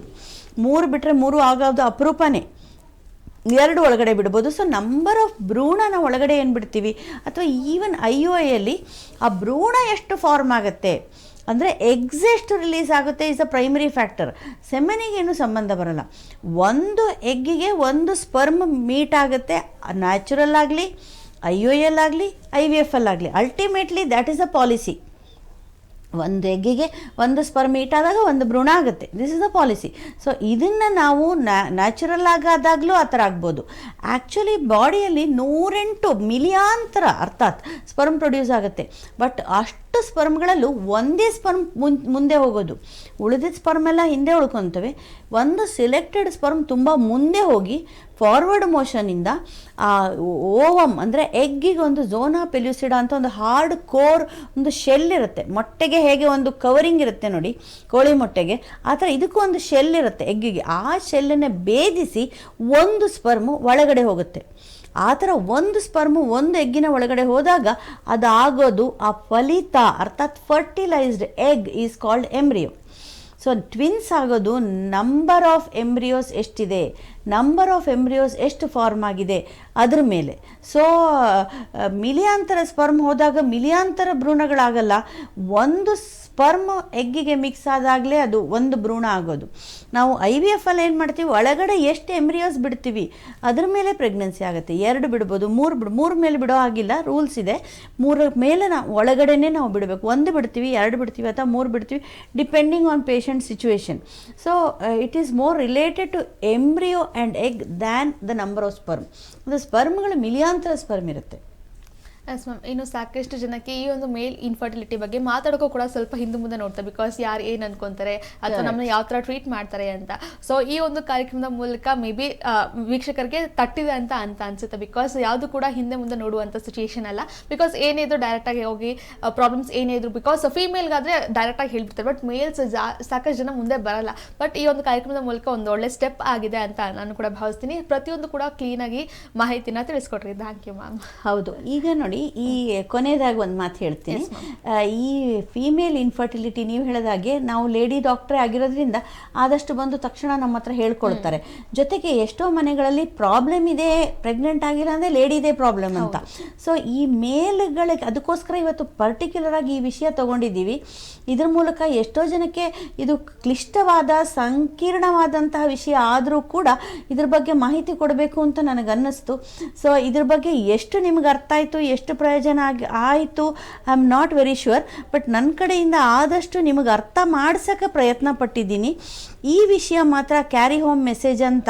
ಅಂದರೆ ನೀವು ಪ್ರಾಬ್ಲಮ್ ಇದ್ದರೆ ಇಬ್ಬರಲ್ಲೂ ಇರ್ಬೋದು ಅಥವಾ ಗಂಡಸರಲ್ಲೂ ಇರಬಹುದು ಅನ್ನೋ ಮಾಹಿತಿ ನೀವು ತಲೆಯಲ್ಲಿ ಇಟ್ಕೊಳ್ಳಿ. ಜವಾಬ್ದಾರಿ ಇಬ್ಬರಲ್ಲೂ ಇದೆ. ಒಂದು ಆಕೆಯನ್ನು ಮದುವೆ ಆದೆ, ಆಕೆಯಿಂದ ಪ್ರೆಗ್ನೆಂಟ್ ಆಗಿಲ್ಲ ಅಂದರೆ ಇನ್ನೊಂದು ಆಕೆಯನ್ನು ಮದುವೆ ಆಗೋದಲ್ಲ. ಪ್ರಾಬ್ಲಮ್ ಎಲ್ಲಿದೆ ಅಂತ ನೋಡ್ಕೊಳ್ಳಿ. ಇನ್ನೊಂದು ಮದುವೆ ಆದಾಕ್ಷಣ ಆಕೆಗೂ ಪ್ರೆಗ್ನೆನ್ಸಿ ಆಗದೆ ಹೋಗ್ಬೋದು, ನಿಮ್ಮಲ್ಲಿ ಪ್ರಾಬ್ಲಮ್ ಇದ್ದರೆ, ಗಂಡಸರಲ್ಲಿ ಪ್ರಾಬ್ಲಮ್ ಇದ್ದರೆ. ಸೊ ಹಾಗಾಗಿ ನೀವು ಫಸ್ಟ್ ಸ್ಟೆಪ್ಪು ಇಬ್ಬರು ತೋರಿಸ್ಕೊಳ್ಬೇಕು. ಪ್ರೆಗ್ನೆನ್ಸಿ ಆಗಬೇಕು ಅಂದರೆ ಒಂದು ರಥ ಇದ್ದ ಹಾಗೆ 2 ಗಾಲಿಗಳು ಸರಿ ಇರಬೇಕು. ಹೆಣ್ಣು ಮಗಳದ್ದು ಸರಿ ಇರಬೇಕು, ಗಂಡು ಮಕ್ಕಳದ್ದು ಸರಿ ಇರಬೇಕು. ಸೊ ಆ ಥರ ಇನ್ವೆಸ್ಟಿಗೇಷನ್ ಮಾಡಿಕೊಂಡು ಡಯಾಗ್ನೋಸಿಸ್ ಮಾಡಿ ಟ್ರೀಟ್ಮೆಂಟ್ ತೊಗೊಂಡ್ರೆ ಪ್ರೆಗ್ನೆನ್ಸಿ ಆಗುವಂತಹ ದಿವಸ ದೂರ ಇಲ್ಲ ಅಂತ ಹೇಳ್ತೀನಿ. ಎಸ್, ನೋಡೋದ್ರಲ್ಲ ವೀಕ್ಷಕರೇ, ಮೇಲ್ ಇನ್ಫರ್ಟಿಲಿಟಿ ಬಗ್ಗೆ ಸಂಪೂರ್ಣ ಮಾಹಿತಿನ ಇವತ್ತು ನಮಗೆ ಡಾಕ್ಟರ್ ತಿಳಿಸ್ಕೊಟ್ರು. ನೀವು ಕೂಡ ಇಫ್ ಇನ್ ಕೇಸ್ ನೀವು ಯಾವುದಾದ್ರೂ ಒಂದು ಸಮಸ್ಯೆಗಳನ್ನ ನೀವು ಎದುರಿಸ್ತಾ ಇದ್ರೆ ಬಂಜತನದ ಕುರಿತಾಗಿ ಅಥವಾ ನಿಮ್ಮಲ್ಲಿ ಯಾವುದಾದ್ರೂ ಪ್ರಶ್ನೆಗಳಿದ್ರೆ ನೀವು ಸ್ಕ್ರೀನ್ ಮೇಲೆ ಕಾಣ್ತಿರುವಂತಹ ಮೊಬೈಲ್ ಸಂಖ್ಯೆಗೆ ನೀವು ಕರೆಯನ್ನು ಮಾಡೋ ಮೂಲಕ ನೀವು ಡಾಕ್ಟರನ್ನ ನೇರವಾಗಿ ಕೂಡ ಭೇಟಿಯಾಗ್ಬೋದು. ಎಲ್ಲಿ ಭೇಟಿಯಾಗ್ಬೋದು, ಹಾಸ್ಪಿಟಲ್ ಎಲ್ಲಿದೆ ಅದ್ರ ಬಗ್ಗೆ ಸಂಪೂರ್ಣವಾದ ಮಾಹಿತಿಯನ್ನು ಅವರು ಕೂಡ ಕೊಡ್ತಾರೆ. ಸೊ ಎಸ್, ಇದಾಗಿತ್ತು ಇವತ್ತಿನ ಮಿರಾಕಲ್ ಟಚ್. ನೋಡ್ತಾರೆ ಸ್ಪೀಡ್ ನ್ಯೂಸ್ ಕನ್ನಡ. ಧನ್ಯವಾದ.